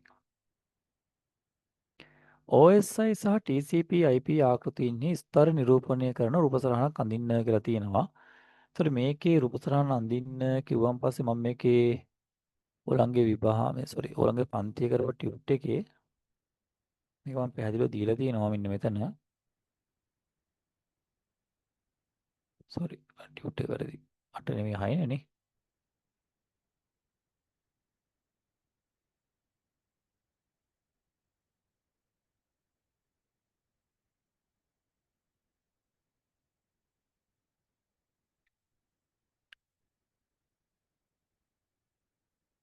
හරි. මේ තියෙන්නේ මුලින්ම මන් දීලා TCP IP නියමාවලිය නිර්මිතය 1 ජාල ප්‍රවේශ ස්තරය, අන්තර්ජාල ස්තරය 2, 3 ප්‍රවාහන ස්තරය, 4 යෙදුම් ස්තරය. හරි මේ ඔක්කොම අඳින්න ඕනේ. මෙන්න මේක මෙන්න මේක දරන හරි. මේක තමයි TCP/IP මොඩල් එක වෙන්නේ. ඉලක්කම් දාන්න අවශ්‍යත් නැහැ. මෙහෙම පහළට ඉතලට දාලා තිබ්බනම් හරි. එතකොට ගමන් කරන දිශාව පැහැදිලිව පේනවා. නැත්නම් ඉස්සරහ ඉලක්කම් දැම්මත් ගැටලුවක් නැහැ. ඔය TCP/IP නියමාවලි නිර්මිතය ඊට පස්සේ දිනවා කතා කරන්න අපිට OSI මොඩල් එක. OSI මොඩල් එකේ තියෙන ස්තර 7ක්. ඒතර TCP/IP මොඩල් එකේ තියෙන්නේ මේ ස්තර 7ම තමයි 4කට සංක්ෂිප්ත කරලා. TCP/IP මොඩල් එකේ තියෙන පියවර 4යි. OSI මොඩල් එකේ තියෙනවා මේ ස්ටෙප් 7ක්. නැත්නම් ස්තර 7ක් තියෙනවා. TCP/IP මොඩල් එකේ ස්තර 4යි. OSI මොඩල් එකේ ස්තර 7ක් තියෙනවා. මේ තින්නේ ස්තර 7. ඒක ඔයගලන්ට ටියුට් එක බලලා ලියා ගන්න පුළුවන්. ඊට පස්සේ තියෙනවා ඔබේ විද්‍යුත් තැපැල් පද්ධති පාලකගෙන් ඊමේල් ඇඩ්මිනිස්ට්‍රේටර්නේ පාලකගෙන් ඔබගේ විද්‍යුත් තැපැල් පද්ධති පාලකගෙන් යයි දැක්වෙන විද්‍යුත් තැපැල් ලිපියක් ඔබට ලැබී ඇති අතර. ඒ කියන්නේ ඔයාගේ ඊමේල් account එකට ලැබෙනවලු ඊමේල් account එකක් ඔයාගේ පද්ධතියේ පාලකගෙන්. නැත්නම් ඊමේල් හැන්ඩල් කරන ඒ පාලකගෙන් ඊමේල් එකක් ආවා කියලා ඔයාලට පෙන්වනවා කියලායි කියන්නේ. එතකොට එහි ඔබේ විද්‍යුත් තැපැල් ගිණුම වසා දැමීමට ආසන්න බව දැක්වේ. ඉතින් කියලා තිනවා මගේ ඊමේල් account එක වහන්න කිට්ටුයි කියලා. ඔබගේ විද්‍යුත් තැපැල් ගිණුම තව දුරටත් පවත්වා යාමට අවශ්‍ය නම් එම විද්‍යුත් තැපැල් ලිපියේ දැක්වෙන සන්ධානයක් මත ක්ලික් කර ඔබේ වර්තමාන පරිශක නාමය සහ මුරපද දුවත් කරන ලෙස ඉල්ලා ඇත. ඒ කියන්නේ ඔයාගේ ඊමේල් account එක දැන් වහන්න හදන්නේ පහලින් තියෙන link එක උඩ ක්ලික් කරලා ඔයාගේ දැනට භාවිතා කරන username එකයි password එකයි දෙන්න කියලායි කියන්නේ. මෙම ඉල්ලීමට අවනත වීම නිසා ආරක්ෂාවට ඇතිවෙක ප්‍රධාන තර්ජනය කුමක්ද? ඒත් මෙතන මෙහෙමයි. විශ්වාසවන්ත දායක පාර්ශවයක් ලෙස තමයි පෙනී ඉඳලා තියෙන්නේ. විශ්වාසවන්ත දායක පාර්ශවයක් ලෙස තමයි පෙනී ඉඳලා තියෙන්නේ. විශ්වාසවන්ත දායක පාර්ශවයක් ලෙස තමයි පෙනී ඉඳලා තියෙන්නේ. නමුත් මේක අපේ සංවේදී තොරතුරු හොරෙන් ගන්නව වෙන්න පුළුවන්. නැත්නම් අපේ සංවේදී දත්ත හොරෙන් ගන්නව වෙන්න පුළුවන්. එතකොට විශ්වාසවන්ත දායක පාර්ශවයක් ලෙස පෙනී සිටමින් අපගේ සංවේදී දත්ත තමයි හොරෙන් ගන්න හදන්නේ. අපගේ සංවේදී දත්ත තමයි හොරෙන් ගන්න හදන්නේ. ඒතර මෙන්න මේ වගේ ප්‍රහාරයක් නැත්නම් මේ වගේ තර්ජනයක් අපි කියනවා ෆිෂිං ප්‍රහාරයක් කියලා. අපි සිංහලෙන් කියනවා තතු බෑම. සිංහලෙන් කියන්නේ තතු බෑම නැත්නම් අපි ඉංග්‍රීසියෙන් කියනවා ෆිෂිං ඇටැක් එකක් කියලා. ෆිෂිං PHISHING ෆිෂිං ඇටැක්. ATTACK නේ. ෆිෂිං ඇටැක් එකක් තමයි මේ තියෙන්නේ. මේකට හේතුව තමයි විශ්වාසවන්ත දායක පාර්ශවයක් ලෙස පෙනී සිටිමින් පරිශීලකයන්ගේ සංවේදී දත්ත තමයි ඉල්ලා සිටින්නේ. නේ? මොනවද සංවේදී දත්ත? දැනට භාවිතා කරන පරිශීලක නාමයයි මුරපදයයි ඉල්ලනවා. ඒවා සංවේදී දත්ත. ඒවා ඉල්ලා සිටිනවා කියලා කියන්නේ පොඩ්ඩක් හිතලා බලන්න ඕනේ දෙන්න කලින්. හරි ඒක තමයි උත්තරේ. තර්ජනය තමයි ෆිෂිං ප්‍රහාරයක් නැත්නම් ෆිෂිං ඇටැක් නැත්නම් තතු බෑමක් තමයි තියෙන්නේ. තතු බෑමක්. ඊට විස්තර ලිව්වොත් විශ්වාසවන්තදායක පාර්ශවයක් ලෙස පෙනී සිටිමින් පරිශීලකයාගේ සංවේදී දත්ත තමයි ඉල්ලා සිටින්නේ. සංවේදී දත්ත තමයි සොරා ගන්න උත්සාහ කරන්නේ. සංවේදී දත්ත සොරා ගැනීමට උත්සාහ කරලා ගලුණා. හරි. හරි. විශ්වාසදායක පාර්ශවයක් ලෙස පෙනී සිටිමින්. හරිනේ? හරි. ප්‍රතිදින 3 පහළ දක්වා ඇති ස්ථානීය ප්‍රදේශ ජාල ස්ථල විද්‍යාව නිරූපණය කරන රූපසරහන් අඳින්න. මේක මම රූපසරහන් දැන් අඳින්න බලාපොරොත්තු වෙන්නේ නැහැ. ඕලංගේ 6 වෙනි පාඩමේ පළවෙනි ටියුට් එකේ බසය ඊළඟට තරුව සහ මුදුව දැක්වීම සඳහා මම විනිනෝ ඩයග්‍රෑම් ඇන්දා. අන්න ඒ ටික තමයි උතන පිටපත් වෙන්න ඕනේ. බසය නම් එක පොදු සංයෝජන කේබල් එකක් භාවිත කරලා තමයි සම්පූර්ණ නෙට්වර්ක් එක හදන්න ඕනේ. තරුවේදී එක මධ්‍යගත උපාංගයක් භාවිත කරනවා ජාල උපාංග සියල්ලක්ම සම්බන්ධ කරන්න. ඒක හබ් එකක් හරි ස්විච් එකක් හරි වෙන්න පුළුවන්. නමුත් වර්තමානයේ භාවිත කරන ස්විච් එක මුදුව කියන්නේ එක් පරිගණකයක් තවත් පරිගණක දෙකක් සමග සම්බන්ධයි කියන එක. මුදුව කියන්නේ එක් පරිගණකයක් තවත් පරිගණක දෙකක් සමග සම්බන්ධ වීම ගොඩනගන ලබන ජාලය තමයි මුදු ආකාරය කියලා කියන්නේ. හරි. ඊපස්සේ D ප්‍රශ්නය ඒවම පොඩි ප්‍රැක්ටිකල් එකක් ලැබෙනවා මෙන්න මේ විදිහට. D ප්‍රශ්න පොඩි ප්‍රැක්ටිකල් එකක් මම කරලා පෙන්නනවා මෙන්න මේ විදිහට. ඒකට මෙන්න මේ software එක මම ඕපන් කරනවා. අපේ කම්පියුටරේ තියෙනවා command prompt කියලා එකක්. නේද? command prompt software එකක් තියෙනවා. මම මේ command prompt software එක ඕපන් කරගත්තා. මගේ නම් සුදු පාට පසුබිම තමයි පෙන්වන්නේ. මම ඒක වෙනස් කරලා තියෙන නිසා පාට ඕලංගේ නම් කළු පාට පසුබිම තමයි කම්පියුටරේ ගොඩක් කරලාට පෙන්වන්නේ. හරි. මම කමාන්ඩ් ප්‍රොම්ප්ට් එකට ගියා. දැන් මේ මොහොතේ මම ඉන්ටර්නෙට් එකට සම්බන්ධ වෙලා ඉන්නේ. මම කමාන්ඩ් ප්‍රොම්ප්ට් එකට ගියා. මේ මොහොතේ මම ඉන්ටර්නෙට් එකට සම්බන්ධ වෙලා ඉන්නේ. මම ටයිප් කරනවා මෙන්න මෙහෙම විධානයක්. මොකද්ද? PING.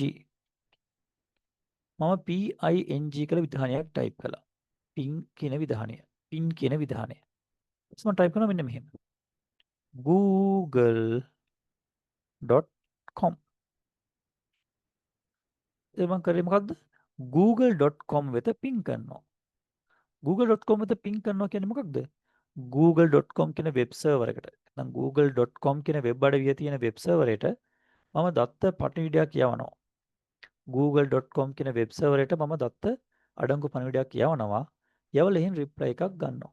ඒක තමයි මම මේ කරන්න හදන්නේ. ඔන්න බලන්න. අන්න පේනව නේද?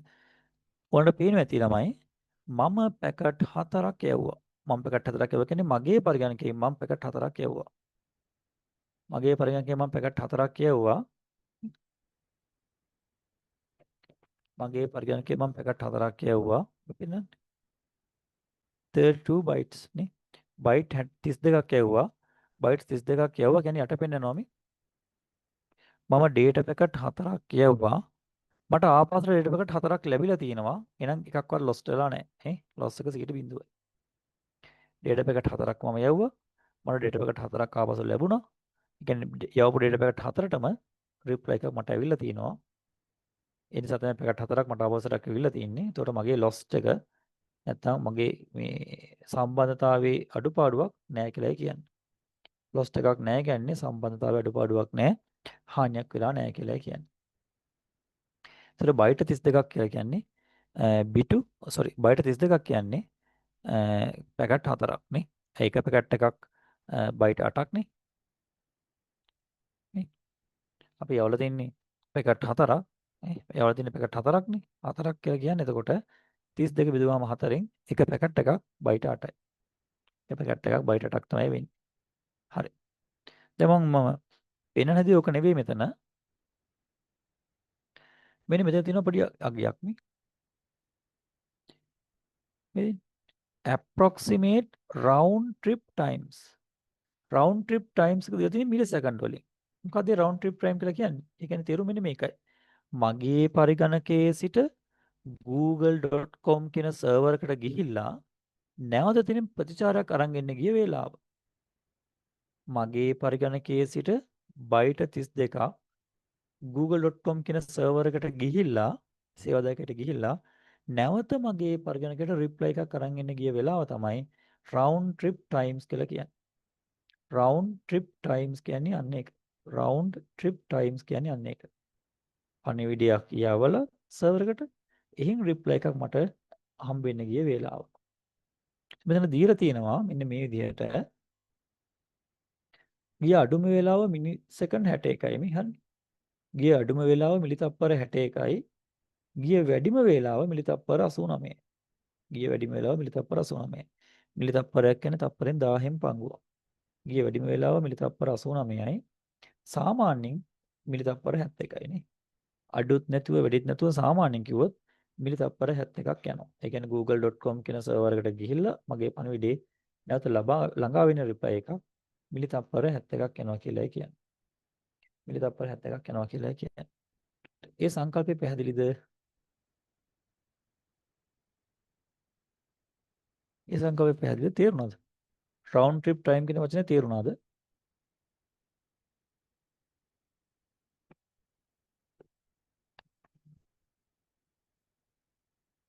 ඒක පැහැදිලිද?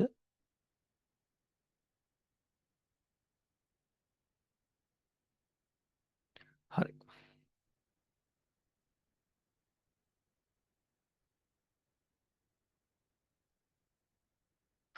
දැන් බලමු මේ ප්‍රශ්නය. අන්තර්ජාලය හා සම්බන්ධ වූ පරිගණක යන්ත්‍ර දෙකක් අතර දත්ත පැකට්ටුවල වටචාරිකා කාලය මැනීම සඳහා MRTT නම් නව මෙවලමක් භාවිත කරන ලදී. කියන්නේ වටචාරිකා කාලය. දත්ත පැකට්ටු ටිකක් සර්වර් එකට ගිහිල්ලා නැවත ළඟා වෙන්න ගත වෙන කාලය නේ. අපි යන දත්ත පැකට්ටු ටිකක් සර්වර් එකට ගිහිල්ලා නැත්නම් අපේ පරිගණකයට ළඟා වෙන කාලය. එක් යන්ත්‍රයක් x නම් ස්ථානයක පවතින අතර x යන්ත්‍රයක් එක යන්ත්‍රයක් x ස්ථානයේ තියෙන්නේ එක් යන්ත්‍රයක් x නම් ස්ථානයේ පවතින අතර අනෙක y හි පවතී. අනිත් එක කොහෙද තියෙන්නේ y හි. MRTT නම් මෙවලම් මගින් x සහ y අතර වටචාරිකා කාලය මිලිසෙකන්ඩ් 8යි. මෙතෙන්ට පණිවිඩය ගිහිල්ලා ආයෙ නැවත මෙතෙන්ට පණිවිඩය වෙන්නේ කොච්චරද? MRTT නම් මෙවලම් මගින් x සහ y අතර වටචාරිකා කාලය 8යි ms. x ගේ ඉඳන් y ට පණිවිඩයක් ගිහිල්ලා නැවත y ගේ සිටන් x ට පණිවිඩය එන්න සම්පූර්ණ ගත වෙන කාලය මිලිසෙකන්ඩ් 8ක් කියලා දීලා තියෙනවා. x හා y අතර x සහ y ලක්ෂ්‍ය අතර සරල රේඛයේ දුර කිලෝමීටර් 3000යි කියලා කියනවා. x සහ y අතර දුර කිලෝමීටර් 3000යි කියලා කියනවා.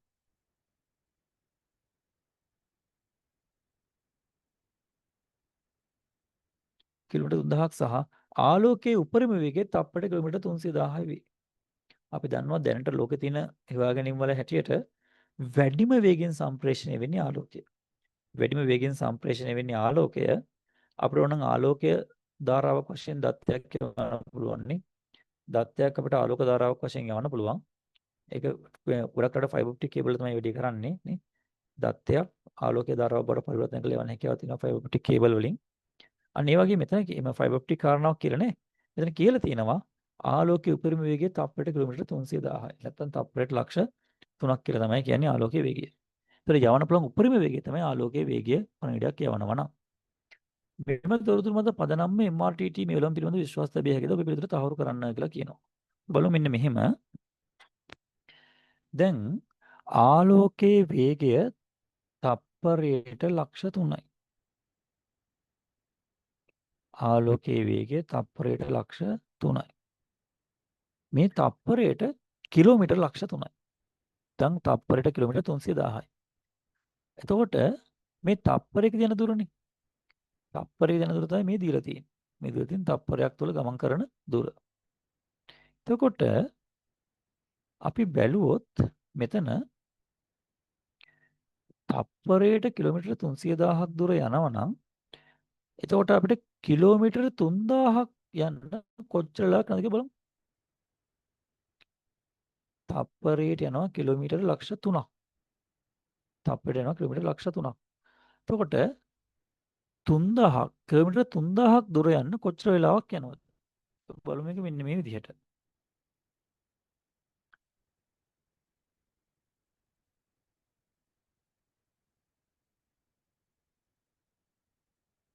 බලන්න. තප්පරයට යනවා කිලෝමීටර් ලක්ෂ 3ක්.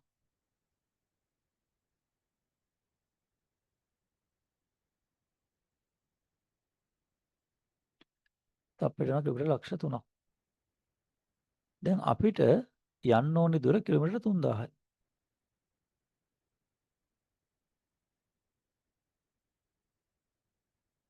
අපිට යන්න ඕනේ දුර කිලෝමීටර් 3000යි. ඒතර සම්පූර්ණ දුර බෙදෙනවා ලක්ෂ 3ෙන් නේ. සම්පූර්ණ දුර කිලෝමීටර් 3000යි. තප්පරයකදී යන දුර කිලෝමීටර් ලක්ෂ 3යි. අපි බලනවා කොච්චර කාලයක් ගත වෙනවද කියලා. කිලෝමීටර් 3000ක් දුර යන්න ආලෝකයේ වේගයෙන් ගියොත් කොච්චර වෙලාවක් ගත වෙනවද කියලා බලන්න. ආලෝකයේ වේගයෙන් ගියොත් ගත වෙන කාලය තමයි මේ බිංදු තුනට මේ බිංදු තුන කපනවා. ඒකට 3 බෙදෙනවා 100න් 3 බෙදෙනවා 300න් උත්තරේ වෙන්නේ කීයද? 3ට 3 ඒවා 1යි 300ට 3 ඒවා 100යි. 100න් 1යි උත්තරේ වෙන්නේ. 100න් 1යි කියන්නේ බිංදුවයි දශම බිංදුවයි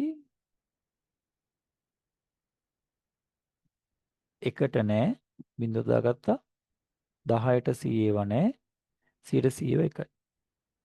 ඒතර තප්පර 0.01ක් තමයි එන්නේ. ආලෝකයේ වේගයෙන් ගියොත් තත්පර 0.01ක් එනවා. ආලෝකයේ වේගයෙන් ගියොත් තත්පර 0.01ක් එනවා. නේ? ආලෝකයේ වේගයෙන් ගියොත් තත්පර 0.01ක් එනවා. මේ තත්පර 0.01ක් තමයි එන්නේ. දැන් අපි මෙතන ගණන් තියෙන්නේ මිලිතප්පර වලින්නේ. අපිට කලින් කියලා තියෙනවා මෙන්න මෙතන ප්‍රශ්නේදී x හා y අතර වටචාරිකා කාලය මිලිසෙකන්ඩ් 8යි කියලා. ඒ කියන්නේ MRTT කියන මෙවලම මගින් චෙක් කළාම x හා y අතර වටචාරිකා කාලය 8ක් කියලා තමයි පෙන්වන්නේ. අපි යවන්පන් උපරිම වේගයෙන් යවුවොත් අඩුම තරමේ තප්පර 0.01ක්වත් යනවා කියලා අපි හොයාගත්තා. යවන්න පුළුවන් උපරිම වේගයෙන් යවුවොත් තප්පර 0.01ක් යනවා කියලා අපි හොයාගත්තා. අපි මේ තප්පර 0.01 කියන එක මිලිතප්පර කරමු. තප්පර මිලිතප්පර කරන්න නම් මොකද කරන්න ඕනේ? තප්පර මිලිතප්පර කරන්න නම් එහෙම නැත්නම් මෙතන මේ තප්පර වල අඩංගු මිලිතප්පර ගන්න හොයාගන්න නම් මේ තප්පර වල අඩංගු මිලිතප්පර ගන්න හොයාගන්න නම් මොකද කරන්නේ අපි? මේක අපි 1000න් ගුණ කරාම හරි. මෙතන තියෙන තප්පර 0.01යි තප්පර. මේ තුල අඩංගු මිලිතප්පර ගන්න හොයන්න අපි මේක 1000න් ගුණ කරනවා. මේ තුල අඩංගු මිලිතප්පර ගන්න හොයන්න අපි 1000න් ගුණ කරනවා. හරිනේ එතකොට? නේ? 0.01යි තප්පර. ඉතින් මිලිතප්පර බලන්න නම් අපි 1000න් ගුණ කරනවා. ඒතර මිලිතප්පර ගන්න. ඒ මිලිතප්පර ගන්න කියන්නේ කොච්චරද?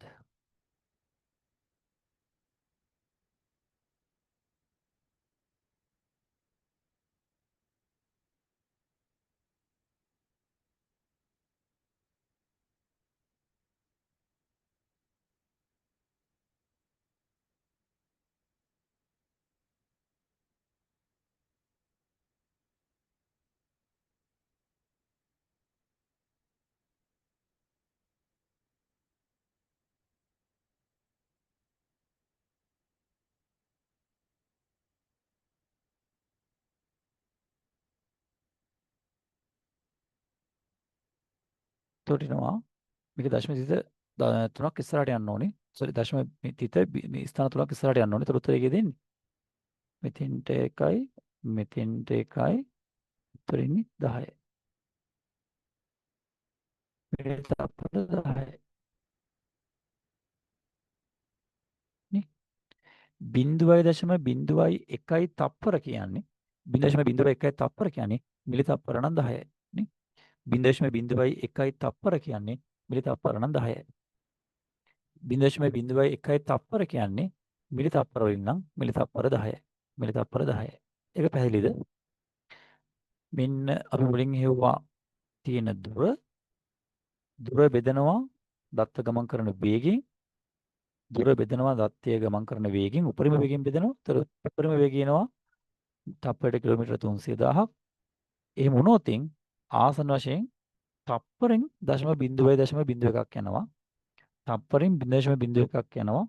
ඒ දුර ගමන් කරන්න කිලෝමීටර් 300,000ක් තියෙනවා යන්න. දත්ත ගමන් කරන උපරිම වේගය ගත්තොත් කිලෝමීටර් ලක්ෂ 3ක් කියලා. 3000 බෙදුවම ලක්ෂ 3ෙන් අඩුම තරමේ තප්පර 0.01ක්වත් යනවා මේ දත්තයේ ගමන් කරන්න. හරිනේ?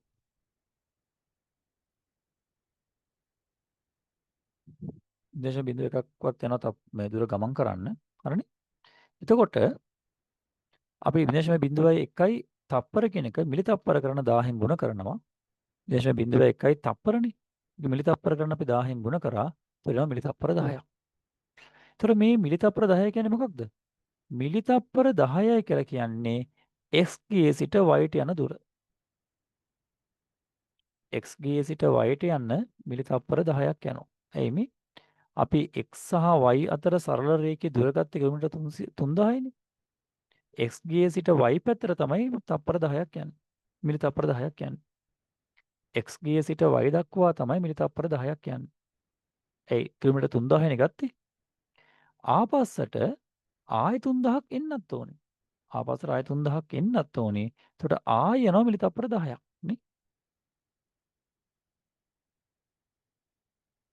ආය යනවා මිලි තප්පර 10ක්. එතකොට x ගේ සිට y ට යන මිලි තප්පර 10යි y ගේ සිට x ට එන්න මිලි තප්පර 10ක් වෙනවා. එතකොට ඔක්කොම යනවා මිලි තප්පර කීයද?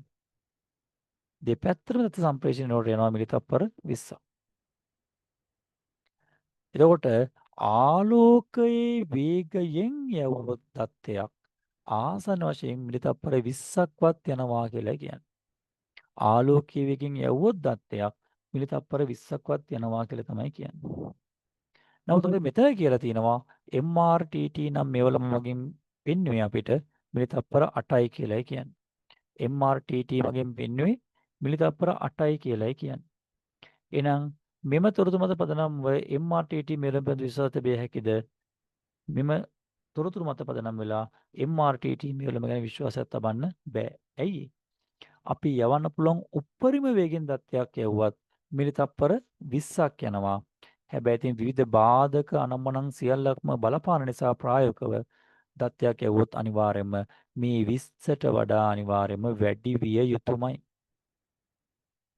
මොකද ආලෝකයේ වේගින්ම දත්තය සම්ප්‍රේෂණය වෙන්නේ බාධක වගේ දේවල් තිබ්බොත් තවත් ප්‍රමාද වෙනවා. ඒ නිසා අනිවාර්යයෙන්ම එන උත්තරේ 20ට වැඩි උත්තරයක් වෙන්න ඕනේ. මිලි තප්පර 20ට වැඩි උත්තරයක් අනිවාර්යයෙන්ම වෙන්න ඕනේ. මිලි තප්පර 20ට වඩා වැඩි උත්තරයක් වෙන්න ඕනේ අනිවාර්යයෙන්ම. ඒ නිසා මේක පිළිබඳ විශ්වාසය තබන්න බෑ. ඒ විශ්වාසය තබන්න බැරි MRTT මෙවල පිළිබඳ විශ්වාසය තිබෙ හැකිද? මෙම මෙවල පිළිබඳ විශ්වාසය තබන්න බෑ. ඔබ විතර සාහවරු කරන්න කියනවා. මෙන්න තහවුරු කිරීම. කොහොමද තහවුරු කරන්නේ? දුර බෙදනවා වේගයෙන්. ඒතොර එනවා ගතවන කාලය තප්පර 0.01යි කියලා. ඒක ඉන්නේ තප්පර වලින්. ඒක මිලි තප්පර කරොත් එන්නේ මිලි තප්පර 10ක්. එතකොට එක පැත්තකට තමයි මිලි තප්පර 10ක් යන්නේ. x සිට y දක්වා කිලෝමීටර් 3000 යන තමයි මිලි තප්පර 10ක් යන්නේ. ආයෙත් ප්‍රතිචාර දක්වන්න y සිට x දක්වා නැවත මිලි තප්පර 10ක් යනවා. එතකොට 10 10 ඔක්කොම මිලි තප්පර 20ක් යනවා. ඒ 20ක් කියන එක ලොකු කාලයක් 8 කියන එකට වඩා ලොකු වෙනසක් තියෙනවා. ඒ නිසා මේ මෙල්ම සම්බන්ධයෙන් අපිට විශ්වාසයක් තබන්න බැහැ කියලා තමයි කියන්න තියෙන්නේ. හරි. මං මේ හදපු ගාන සහ තර්ක කිරීම පැහැදිලිද? හදපු ගාන සහ තර්ක කිරීම පැහැදිලිද? තේරුණාද? මොකද ආලෝකයේ වේගය තමයි දීලා තියෙන්නේ. ඒතකොට දත්තයක් යවන්න පුළුවන් උපරිම වේගය ආලෝකයේ වේගය. ආලෝකයේ වේගෙන් යවුවත් මිලි තප්පර 20ක් යනවා. ආලෝකයේ වේගෙන් යවුවත් මිලි තප්පර 20ක් යනවා. ආලෝකයේ වේගෙන් යවුවත් මිලි තප්පර 20ක් යනවා. ඉතින් අපිට මිලි තප්පර 8න් ගියා කියන එක විශ්වාස කරන්න බෑ නේ. මිලි තප්පර 8න් ගියා කියන එක විශ්වාස කරන්න බෑ. ඒ නිසා විශ්වාස කරන්න බෑ කියලා තමයි කියන්න තියෙන්නේ. හරි. ආයෙ ගැටලුවක් තිබ්බොත් පන්තියේදී නැවත හම්බුනම අහන්න. හරි. ඔය විදිහට මට කතා කරන්න තියෙන්නේ අද දෙවනි පේපර් එකේ. මම තුන්වෙනි පේපර් එක දීලා තියෙනවා. ඒතර ලබන සතියේ තුන්වෙනි පේපර් එකටත් උත්තර ලියන් ඇවිල්ලා තුන්වෙනි පේපරත් එක්ක සම්බන්ධ වෙන්න පුළුවන්. තුන්වෙනි පේපර මම බලලා ගෙනත් දෙනවා මේ සතියේ ඉරිදා. ඒතකොට තුන්වෙනි පේපර් එකත් බලලා ඊට ලෑස්ති වෙලා ඉන්න පුළුවන්. හරිනේ? හරි. එහෙනම් මම මෙතනින් පන්තිය නවත්වනවා. තවත් ගැටලු මොනවද තියෙනවා නම් පන්තියට සම්බන්ධ වුණාම අහන්න පුළුවන්. හැමෝටම සුබ රාත්‍රියක්.